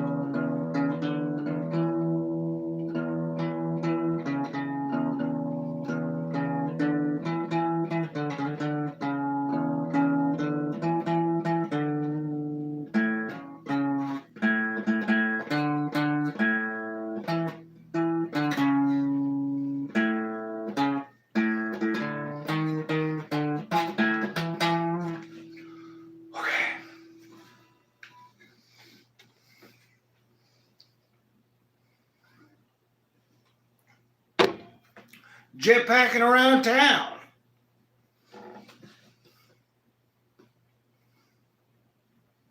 Like, yeah, man, we stopped focusing on war and Mars and dinosaur blood, fighting with each other about communism, capitalism, socialism, Muslimism, Christianism, Judaism, Buddhism, Ganeshism. What is that? Or the Great Spiritism, the Halloween Pumpkinism. And we started jetpacking around town. And if you look at, what is it? Why do I always forget it? It's the name of that very cool civilization. It's up in the mountains. I forget what it's called. It's not Mexico. Is it Peru? Why is the name escaping me? Anyway, you could be jetpacking around to like that. To brand new structures of the future together. Especially if you can run a lot of shit on magnets. Magnets overall can be pretty fucking cheap. And there's the giant elephant in the room of like solar power. Like, yeah, we should technically be able to use the energy of the sun to power like everything. And then for like almost 70 years, I've been, nope, haven't figured it out yet. And then we have gasoline coupons. Like somehow you want a coupon at work. But like, I get 20% off my fill up this week. Like, do you want to go to work? Well, you better stop at the gas station at least once a week. Better buy some of that work juice. Don't it's petroleum, oil, Texas tea.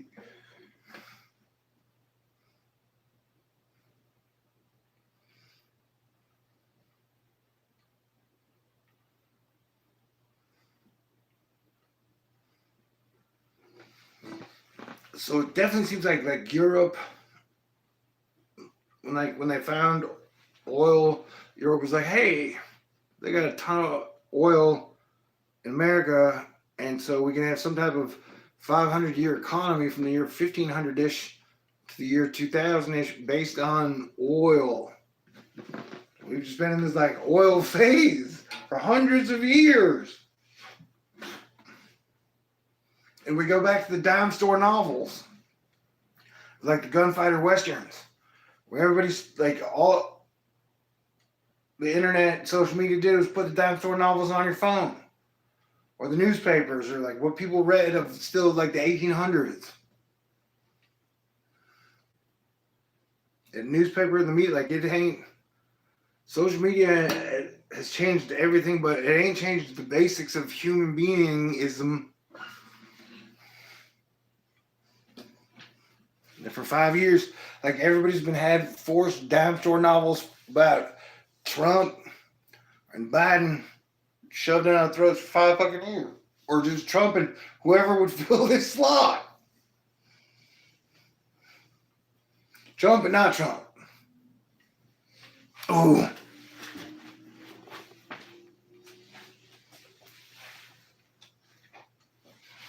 I'm like, yo, dude, this was not my big dance. I did not plan. This is not how.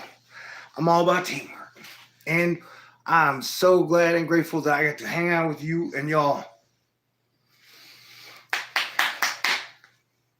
But like, me not being able to turn the phone the right way, my whole belly was on PD the whole time, and it is big, baby.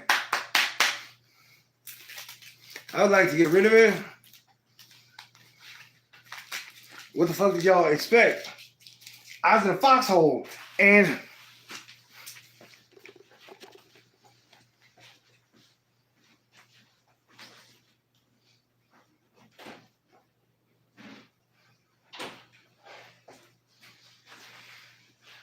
think I got these for $1 at the Walmart, December 29th, and I went to stock up for the winter wave. These are called cinnamon rolls with icing, right? It's $1. So not only do you get the joy of opening the cinnamon roll, because like there's depressurization. Crap.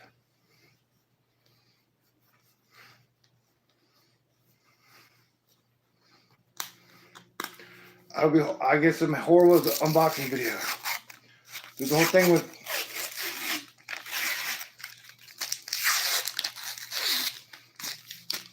get just enough to wear. Crap. Oh wow, failed it.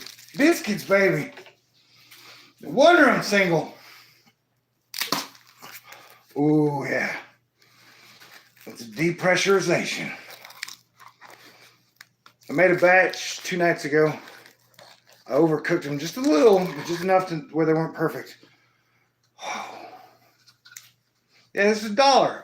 What the heck? Oh wow, look what I did. I totally fucked it up because I was so drunk.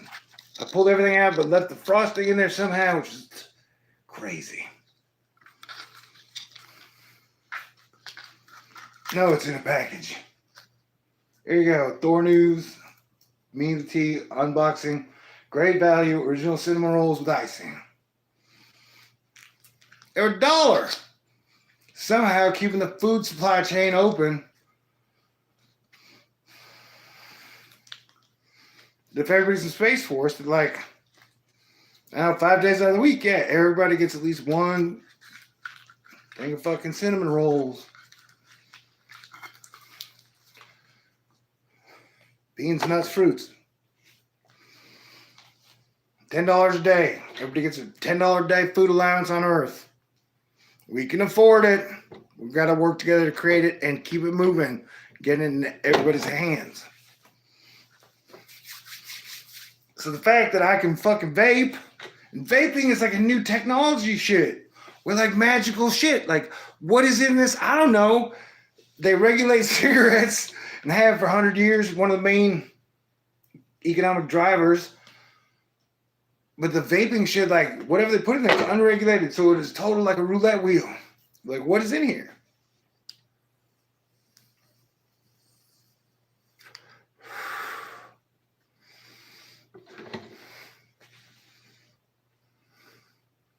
So one of the things about the new post-2015 era, the fact that like I can go for a long walk and just vape around, it's cool.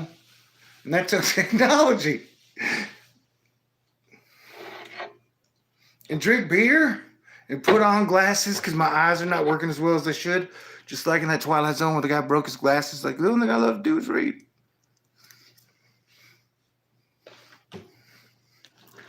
But as far as getting good mail, this postcard rocked. What's it talking about?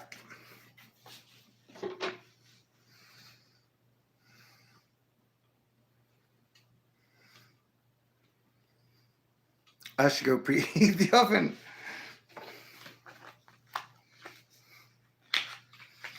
My electricity bill has gone up. In the last 2 or 3 months, I've gone from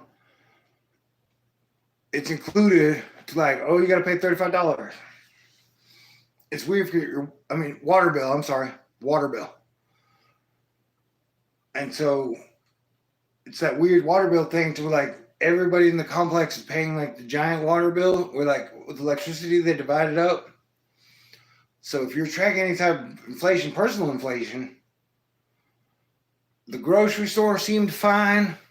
I did want to buy a steak, one steak for the 2 month period, under $10, but I couldn't find anything that was decent under $10. So the only major inflation I saw, I think I got bacon for $2.78, one slab. So other than steak, I didn't see any grocery store major inflation. But I know personally my water bill has gone up. I'm not complaining, I'm just saying. Well, it's the thing about small businesses trying to adapt, are still trying to like add new revenue streams.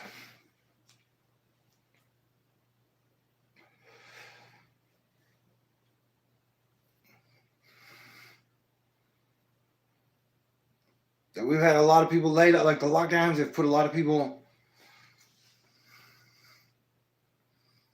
like our entire economy is shifting.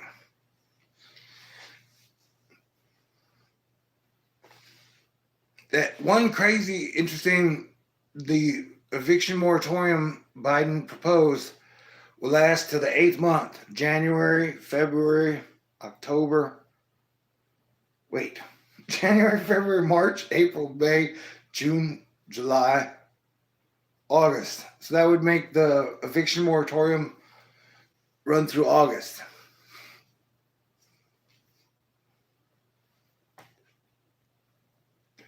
Which would buy us 7 months of people not getting kicked out of their homes. So that seems like a really good thing. Definitely is going to create quite a situation for us waiting in the 8th month, but it buys everybody in their home for 7 months. So that seems cool.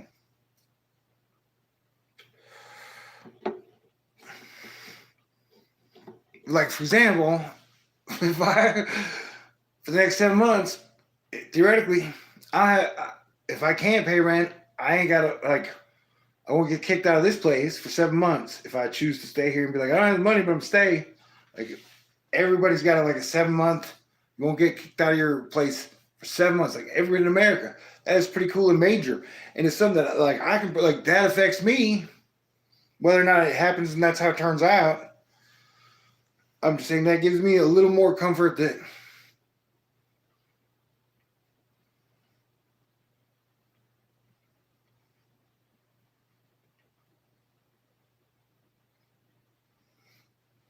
but then they were like, hey man, we're raising your water bill $35.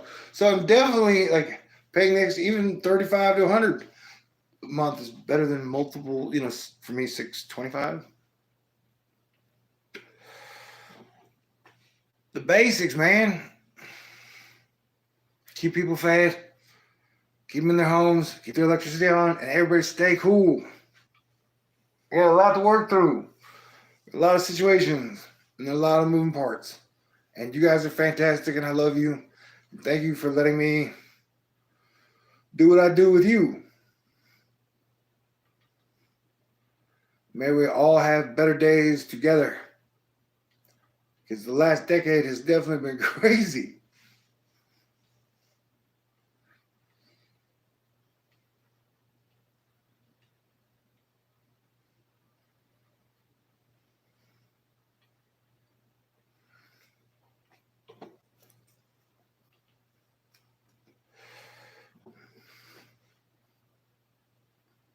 Merry Christmas. God bless everyone. Talk to y'all soon.